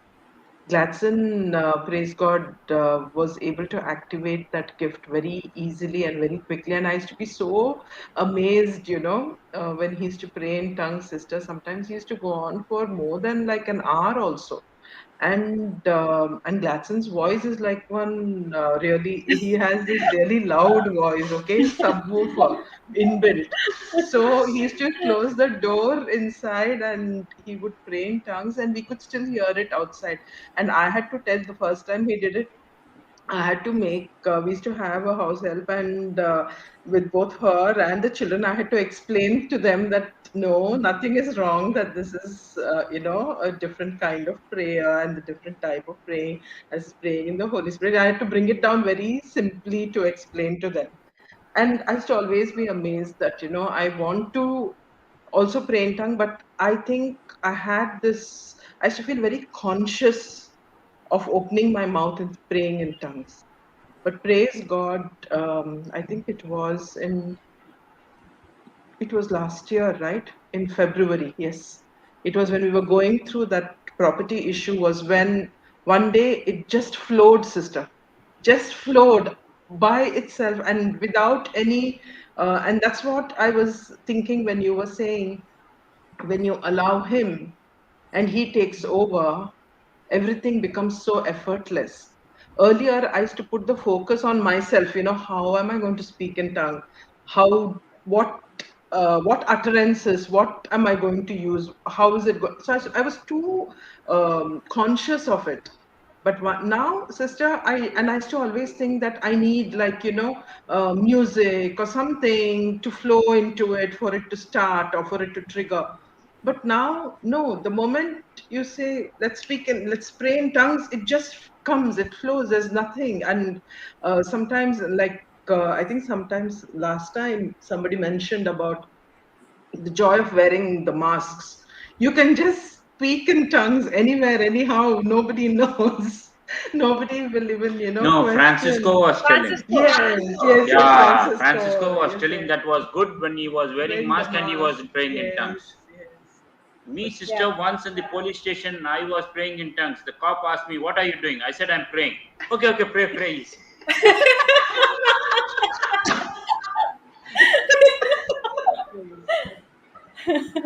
praise God. Thank you. Thank you, Praise Jesus. God. And you know what, brother? What you said. What are you doing? A day will come. Someone will ask you, "How did you know my language?" A day will come. You will might be ministering, and you're not shy, and you're speaking. I'm talking to God. Why I should be shy? And you don't know you will be speaking to, ministering to someone, and God would use that. Praise God. Thank you, Jesus. Praise Jesus. Praise Jesus. when we had our, because every week I just do a follow up, like what are we going to do next week. So it's like I keep asking. Now it's like, though of course, though as you said, I don't rely on my notes, I rely totally on the Holy Spirit and how it But I becomes prepare like and come up. See, we correct. have to prepare. Yes. We have. If I don't study the word of God, if I would have not studied all these years, do you think I can preach the word? No. If it was not in my heart, can I say take the scripture, take that scripture? No. I have to study the word. I have to do my preparation. But I have to depend on the Holy Spirit, not on my preparation. Yeah. Yes, For brother. me Yeah. especially, the biggest takeaway what I have gained is, like always I say that, I'm tired, it's like, I've done for the day, it's like I have to get up, that's why it is like, that's what even in Matthew 26:41 it says, the spirit is willing but the flesh is weak. It is like, I've given up. Like the spirit can't do anything when I confess and say that I cannot do it, because it's like, as you said, I'm relying on my own strength, saying that I can do. Now it's fine. 12, 1 o'clock. I'm dead. I'm exhausted, and I'm speaking things which I shouldn't speak. Morning, I have to get up. I have to do all this and all. It is like when I totally rely on the Holy Spirit, I give my access to Holy Spirit. Then from there He takes over. Then, as you said, then I shouldn't be asking what is it, and it's like that. So especially for us now being in the world, it is like praying in tongues. It doesn't take much time for us to get connected to people. We accept things, it like before we bounce back, start looking at who's going where wrong and how it is like that. It is as far as whom it is preached about, who is preaching we don't see, whom it is preached about we glorify. So it is like, as we said, we all struggle to initially speak. That's a time when I'm totally relying on it. As you said, we all prepare and go. If we have to go speak to someone, we prepare and go. But it is from there the Holy Spirit who takes on. As you said, like it went in a flow, and a certain time, even if we are told you to stop, it is like you wouldn't have stopped, because it was you. It was not very well, very clearly we know it is that it was not you who's speaking. It is like, it goes into a different level. We understand that it is totally, as a human I cannot, how much ever I by heart the scriptures, everything, it is not necessary that all should come, but with totally relying on the Holy Spirit, and it goes so smoothly, and it becomes more easy, because we all have that desire. I want to know more. I want to learn. I have the thirst for you. That the moment we open our mouth and say that I want to have a relationship, deeper relationship, the teaching becomes more meaningful. It doesn't get, though things, anything gets distracted, our focus remains only on like what is the takeaway for me. And every word what is spoken, it is for each one of us to put ourselves there and saying that it is like, the Holy Spirit speaking to us. If at all you still lack somewhere, it is the time for you to do those amendments, make those corrections, and walk. And it's so joyful it is, being in this community, being in this ministry, that we are able to, from where we look back, from where we started, and from now after the lockdown, it is like how God has led us. It is not that my own effort. Like before, we used to say that I put that extra effort, I heard that teaching 3 4 times. It is not me. When I keep saying it is I will continue to fail. When I say that, it is like I gave access. When the moment we renewed our mind and we opened our ears and we started listening to this word of God, how the transformation has brought, how God has brought the changes. It is not that I changed anything, how God has changed, and He started eliminating all that evil things, uprooting all those things He started planting. As right now, Sylvia and they were saying that God started putting those godly people in our life. That is what it's like. People around us, angels who always saying that let's journey together, let's walk together, let's walk hand in hand. That is the beauty of this community. We walk in hand, and there is any call comes in, we all like, we say like, let's take it. I will take it. We don't hesitate to see that is there somebody else. I will keep myself. But like, because the joy what we have for the Lord, we want to share it with others. Want to show that love, how beautiful our Lord is, how he hears every time what we speak, and how answers come. It is there in the scriptures. All we need to do is meditate, as you said. Of late only, when we started, when we are meditating on a scripture, because every Tuesday as a family we meet, and there are scriptures are there. We read the scriptures and we are going in tongues. It is like, doing things. Then it is like, it is not my mind. It is like in spirit we are speaking to God. And all this revelation, everything comes. This journey has been so beautiful. We continue to walk in this journey, walk in that light, bringing others from darkness to light and say it is, because for me it is last week especially was tough when I went for my brother's funeral to come back and again getting back into it, because I think this is the first time where when I went in that, of course, when I heard the news in the office, I was very emotional. I cried out. But when I saw him there lying down, I was rejoicing and I was telling. There itself, I was ministering my brothers and saying that it is like, how lucky that he's there in heaven. He's there rejoicing. A place where it is prepared. Like Jesus has said that, I in my father's house there are many rooms. I will come. He's come, taking him and going. So let's not, it is, though physically it was difficult for them to accept that all of a sudden that he's not there, but in spirit we are in one. It is to make them understand, and from there the journey started. Like every day I speak to my brothers and tell them that this is what our calling is. We have to be prepared. That's one thing which we cannot stop in our life. When time comes, we all have to go. But have we done the work, that finished work? Have we done it? Are we in a position to say that John 19:30 it is finished? That race which Jesus has set for each one of us. Have we run that good race? Have we reached that finishing line? So that is what that question every day for us is: how much do I lack? How much do I cover up? How much more I can do to my God? That is what our goal in our life is. That is what our everything in our mind is like, how can I do that extra mile? I don't mind doing it. If I have to sacrifice a little bit of my family time, little bit of my sleep, I'm fine, but I'm doing all this for the glory of God. So for us, renewal of our mind and thinking like Jesus, like thinking, because we have his mind, that is what we confess, we believe every day in our declaration. Then why don't we live like that? Why don't we bring that Jesus into others and show them that this is what it is? When they let them also enjoy and see how, and taste and see how good is my Lord. So for us, it is like, when I say for us, it is like, I always, when I say us, it is four of us, because it's like in us it is Rupa and Gladson is included. So we journey together, we speak any teaching which they are missed out, they will share it. I miss out, I share it. So that is how the journey. Before it is like, I get anything, I keep it for me, because when time comes, when I speak, people will glorify me and say that, Eden spoke good. Now it is more about Jesus. It's nothing about me. It is, we are glorifying him in every deed, in every action. It is Jesus who's doing it. So it is at time comes, we speak and tell that, like, listen to the scripture, listen to this teaching. So that is how that exchange of knowledge and wisdom has been. That is how our journey has been. It is like glorifying God in every moment, in every breath of our life. All Praise glory, honor to the Holy Trinity, and especially we repeatedly we say that it is one our desire, and it is about the community where anytime there are so many warriors where we can go and ask them, and we keep asking them, and we get that immediately, that feedback, that light they have it in it. That's the moment they stood together with me, the amount of messages I received when I lost my brother. It is like that strength in saying that it is like, it is only not to just to, in not of emotions or anything. It is more of word of God.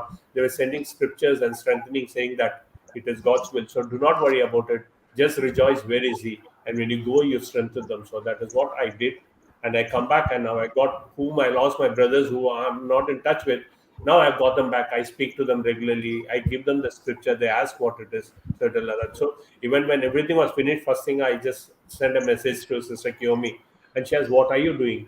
"I'm giving Jesus." She said, "Yes, that is the purpose you have been sent there. Give Jesus to them." I said, "That is the only thing I've been giving to them," and they're like renewing. It takes time for them, and it is that the seed is. She said it is. I told her that, saying that, it takes. They weren't very comfortable when I initially spoke. She said, "Brother, you have planted the seed. Definitely, that is what you need to water it." And it is like that. More important is Jesus has taken you there.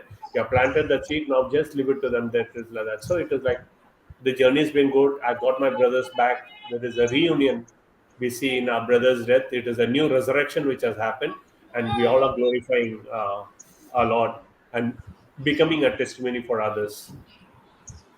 Amen. Praise God. Praise God. Praise God. Thank you, Praise Jesus. God. Thank you, Jesus. Praise Yeah, God. praise God. Sister, you said fortified yourself. What are we fortified? I like that point, because it is renewing our mind. Since we love Christ, we are born again. We say we are born again, we love Christ, no matter what comes in our way. Once we have tasted the Lord, then we don't want any good things of this world. So these things, trials, trouble, tribulation do come in our life. Everything comes in our life is for our good, not for our disaster. God has plans for everybody. Jeremiah 29 verse 11. It's for a prosperity. So this, when we have tasted the Lord, we will come and fortify ourselves with the word of God. Listen to the teaching, renew our mind, soul, body, and spirit as today. And now we are fortifying ourselves with the word of God. So this cleanses us.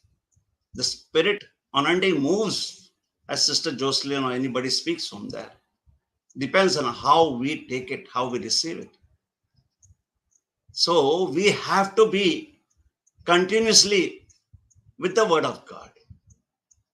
Like Joshua 1 verse 8-9, meditate on my word day and night, so you will prosper, you will flourish, you will get everything.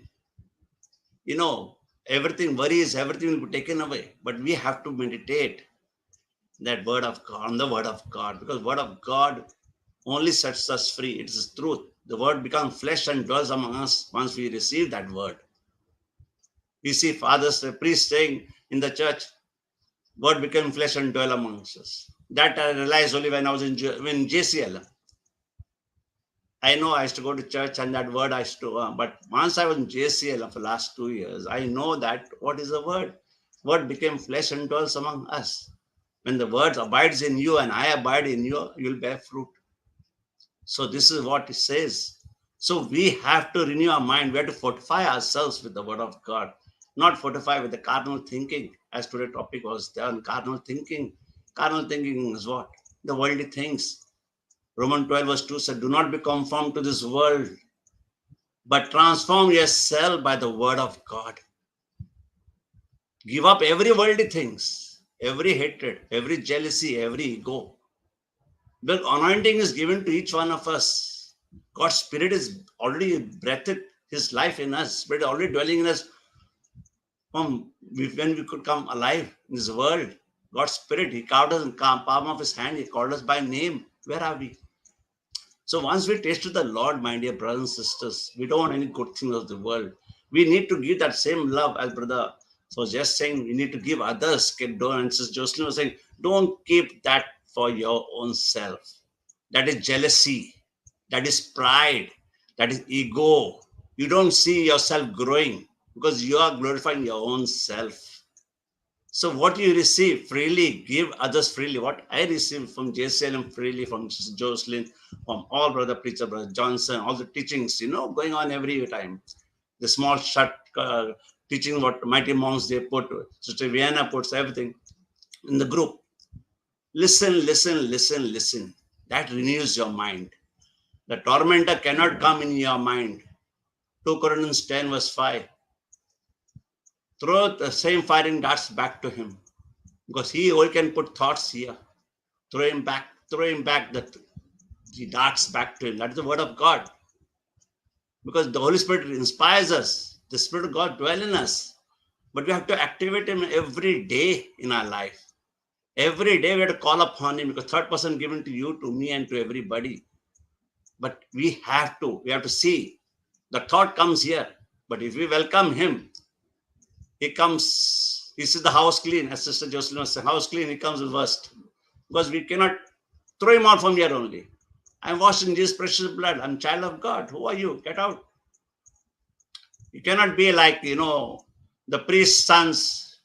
They were casting out devils. Devil asked him, if you're not righteous, he'll ask you, who are you? You're casting devil? I know Paul. I know Jesus. But who are you? I don't know you. He'll come with worst devil and come into your house. And there'll be disaster. So we have to be strong in our faith. We have to be strong in our word.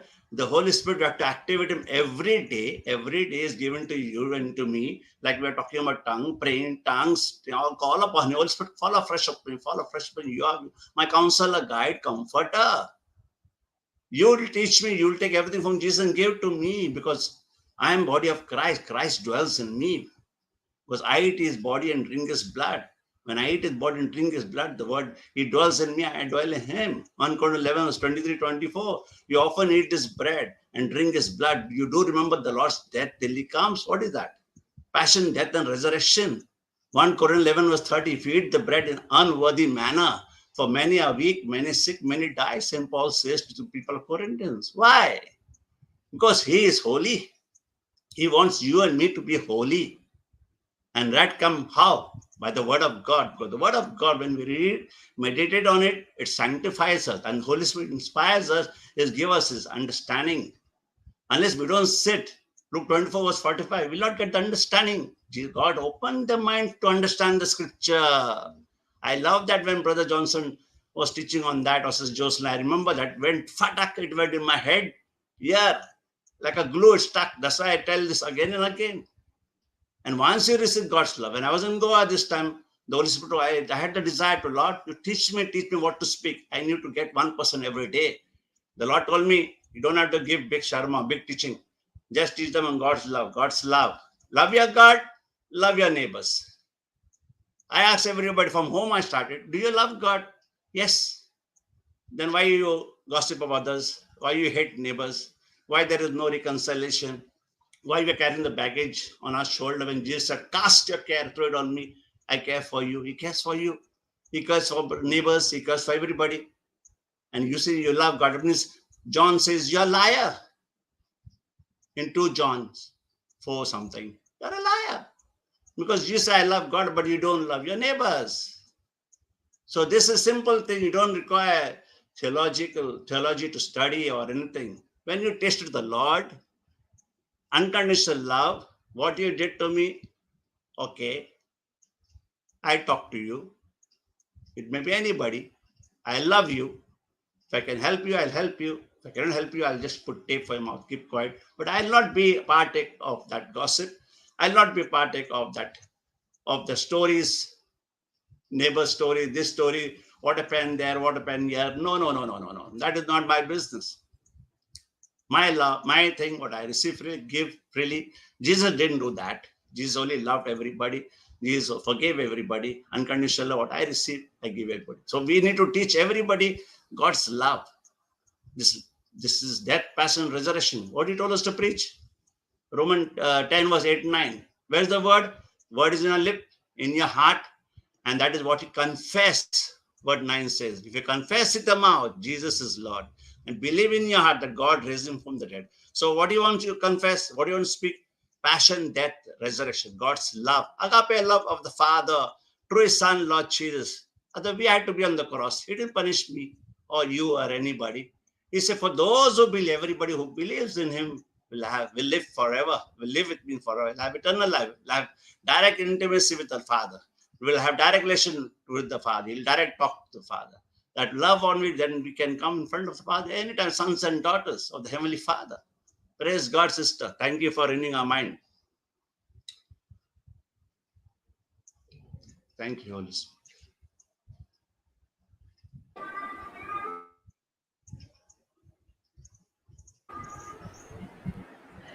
Praise God. Praise God. Praise God. Hallelujah. Thank you, Jesus. Anybody else? Sister Bia, you want to say something? Praise Jesus. Praise Jesus. Sister, like everyone was telling, I mean, Holy Spirit, for me, I still remember when I went for Brother Johnson's teaching to St. Mary's Church. Brother Eden wasn't here, he was in Saudi. So when I went, brother called one little girl and he said, come over the stage. You believe that you can speak in tongues today? She was shocked. And when brother said, every single person in this hall who's present here today will all speak in tongues. So I just turned both my sides. I looked at all the hall was complete, total full it was.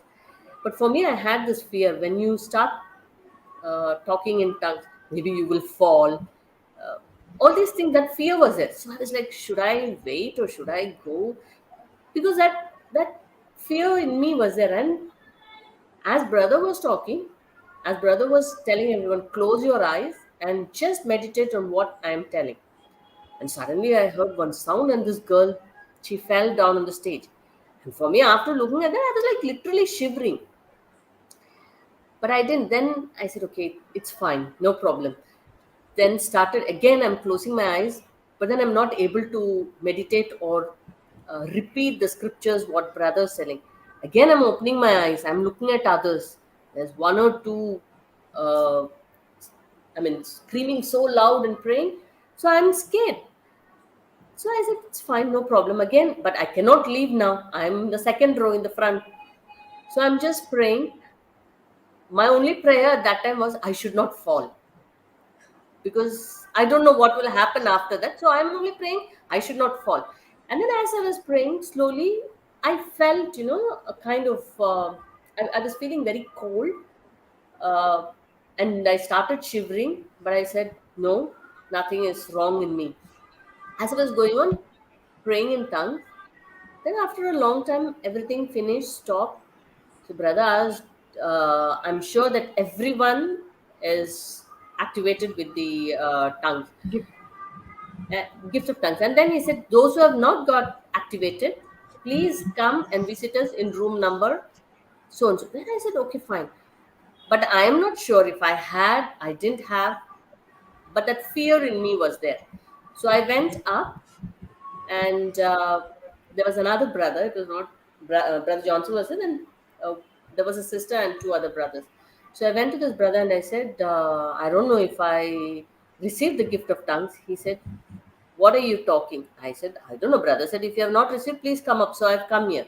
He said, okay, let's both pray. You close your eyes and you start telling, ba ba ba ba la, la, la, like that. So then as I was talking, I could go fast.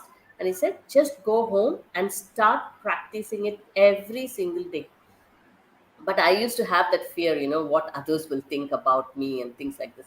So I never used to practice, only in the house also, when nobody is there. Like Eden and the children, they go early. I'm alone, I go late. So that is the time I used to practice, because I was a bit little shy to do it and all. Slowly, when I started practicing it, then I felt, okay, I should do it every day. So now it is like every single day I do my tongues. And it has helped me in my spiritual growth as well. And also to talk to others, to give Jesus to others. It has really helped me, because I always say, Lord, I don't know what I'm going to speak, or I really don't know what questions the sisters and brothers whom I'm going to call is going to ask me. But every single time I have prayed and I have done it, the Holy Spirit has really taken total control over the situations. And now, since I travel also 1 hour every single day, it's like I pray in tongues. Till I reach the office, I'm listening to the scriptures. Then 15-20 minutes, I'm praying in tongues. And in the office also, the whole of last week, since 2 weeks, it's been a kind of tight situation at work. But I've never been scared. If it was my past, I would have been really scared, nervous. I've never been scared. I've been doing it. Each time I've been called, when I go, I'm like just telling, you're there, Holy Spirit. You have already gone ahead and cleared all the path for me. I'm just going, standing there and coming. That's it. And it's been really, how beautifully the Holy Spirit has taken total control and cleared everything. And the problems are not that difficult. I used to think, oh my God, now the situation has come. How am I going to lead this? But it has been really, really smooth. So praying in tongues, now it is like every day I want to do it, that joy is there in me to do. But in the past, definitely no. And ever since I have started speaking to the Holy Spirit, my life has become so, so, so simple and easy. That's it, sister. Praise God. Amen. Thank you, Jesus. Amen. Amen. Praise God. So, yeah, Kiyomi.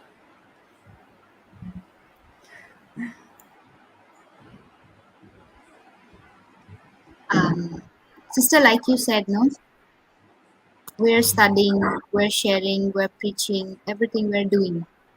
But you are also convicted of not giving enough time to speak in the language that God has freely given to us and allowing you to walk.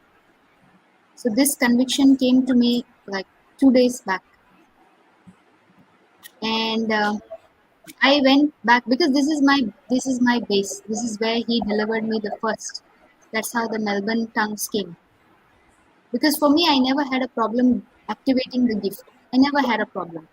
I had a problem of religious spirits telling me that I'm speaking a demonic language. That was my battle.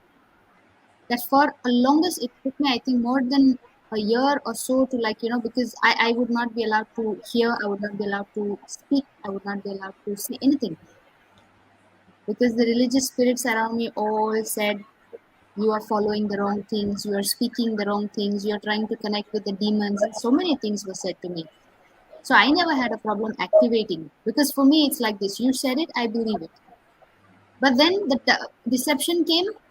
Now, am I talking to God or am I talking to demons? Because of past experience, okay? Because of past experience about black magic and all of those things. So I was like, who am I connected to? Why are they? Because we are all going to the same church, right? We are all going to the same church. We are exposed to the same teaching. So why are they thinking differently? Why can't they think the way I'm thinking? What is different? So that was my battle. And I really sat with the scriptures, and I really sat, and it was a week where I went off from all the Zoom classes. And 24/7, I was alone in the house. There's nobody with me, not a single person. So there is zero resistance. There's nobody to influence my thinking. Okay. The experience that I had, sister, after that, the Lord took me from one step to another step to just 1 week, and my whole life changed. I was able to come out with the testimony. I was spiritually delivered. So many things started happening from that time, and it hasn't stopped. That's why even before I left from Kuwait, I remember after I finished my resignation term, 1 week, because I couldn't go with the growth retreat that y'all had conducted, I said, Lord, I'm not going to go for any clearance work and all. Before I start anything, 1 week, just you and me, because I saw how it helped me that time. I saw where it took me from where to where. So in those 6 days, again, I did the same thing. Teachings with the gift of tongues, teaching with the gift of tongues, day and night, day and night, day and night. And again, he showed me his glory. It's like, and the 2 days back, he reminded me of the same thing. He said, can you sit with me? And can you just keep on talking to me whole day as you're listening and doing whatever? Because we are doing different things, but all in the kingdom where the word is being spoken. But this was shut because I keep looking at the thing. And he's like, why are you not speaking? I said, yeah, why am I not speaking? So last 48 hours, I deliberately started doing it constantly, consistently. And today it was my heart's desire that you should teach on tongues, sister. It was my heart's desire, but I don't know how to communicate. In the beginning, I couldn't enter the class. So Sister Rupa started, and then I was telling Holy Spirit, it's okay. I will learn whatever you teach me. And he took you so beautifully through everything, and he came to where I wanted you to come. So I have got like so much of food now to chew on, to meditate on, to ponder on, to reflect on, to study. I'm so excited because definitely I'm going back and I'm listening to everything again. Thank you, Jesus. He just fulfills your heart's desire. Thank you, Jesus. Thank you, Jesus. Praise God. Thank you, Jesus. That's why he didn't allow me to go to spirit. Actually, you know what I was thinking? When I started on the carnal thinking, I was thinking I'm going to connect that. Okay, I'm talking what was going in my. Okay, I'm going to connect this carnal to mammon. Because mammon also is carnal, right? Really, I thought that. Okay, because I'm going out of the line, I want to come to mammon. But but now I understood why Holy Spirit took me somewhere. God. Thank you, Jesus. Thank you, Holy Spirit. Thank you, Holy Spirit. Praise God. Thank you, Jesus. Thank you, Jesus. Thank you, Jesus. See, that's an example. Don't interfere with the Holy Spirit. Let him do his job. Because you don't know what the other person wants. You don't know. And the devil put it that you cannot come in the beginning of the class. So how will they know your thoughts? I said, no problem. I will still sit in the back seat and still fire the darts by speaking in tongues. That's why I didn't stop. So it's like I literally let him take the driver's wheel. And then he took you and me for a ride and all of us. Praise God. Praise God. Wonderful. Thank you, Jesus. I don't know how it went. Time went for us. No. Praise Jesus. Thank you, Jesus. Thank you, Jesus. Praise God. Thank you, Holy Spirit. Thank And you, when I Jesus. was seeing the documentary, I somehow, that man who I saw, somehow I saw many of the qualities of Papa. Like, no, there was no collection of money, there was no timing, there was no, it was going till midnight. I saw so many similarities, and I was, that was putting that passion in my heart. It won't take much time for us to see similar and even more, because Jesus said that you will do the same things I did and greater things than me.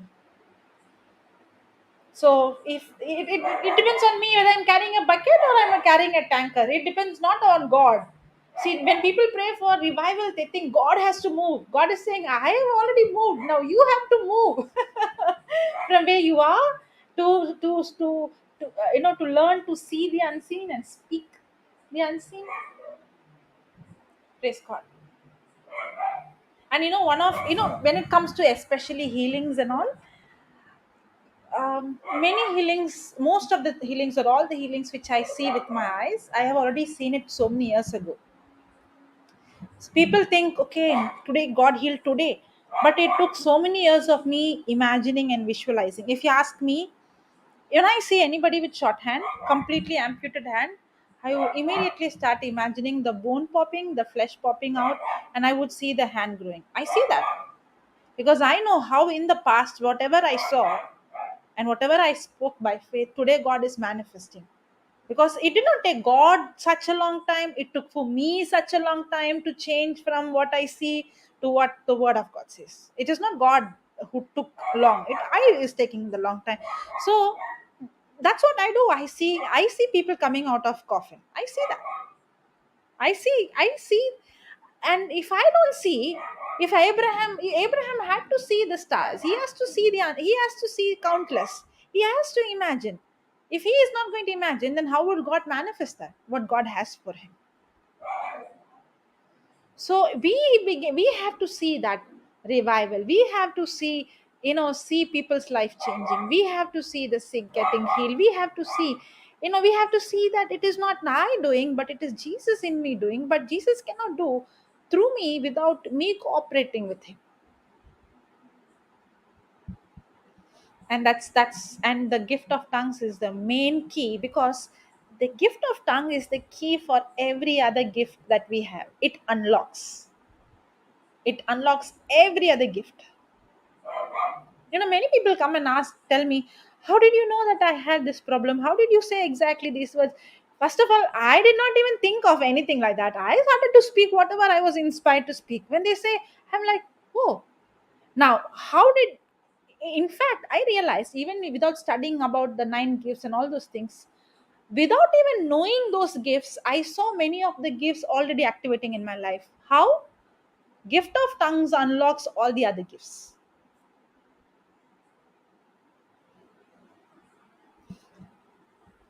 Praise God. Thank you, Jesus. Okay, so shall we do the closing prayer? Or anybody else want to share anything else before that? Yes, Okay. God. Yeah, Thank you, okay, Kyo. Jesus. We'll do a closing, sister. Yeah, yep. Okay. Let's put ourselves in the presence of the Lord in the name of the Father and of the Son and the Holy Spirit. Amen. Heavenly Father, we thank you for this session. Thank you, Lord, for the words that have been spoken to us. Thank you, Lord, that these words of life, truth, and hope leads us in our lives.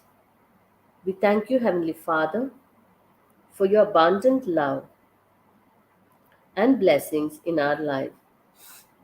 Thank you, Holy Spirit, for strengthening us, and we totally rely on you and not on our own strength for things to manifest in our lives and in others. We thank you, Lord, for activating the gift of tongues for each one of us, Lord. And we thank you, Holy Spirit, for being our comforter and our guide at all times. For all of this, Lord, in Jesus' name, we say amen. In the name of the Father, and the Son, and the Holy Spirit. Amen. Amen. Amen. Thank you, everybody. Thank you. Thank you. Everybody. Thank you. Jesus. Thank you. Praise Jesus. Thank you, everyone. Thank you. Bye-bye. Thank you. Bye-bye. Bye. Thank you to all our participants on Facebook and YouTube. Jesus loves you, and we all love you too. Thank you. Yes. Bye-bye. Yes. Bye.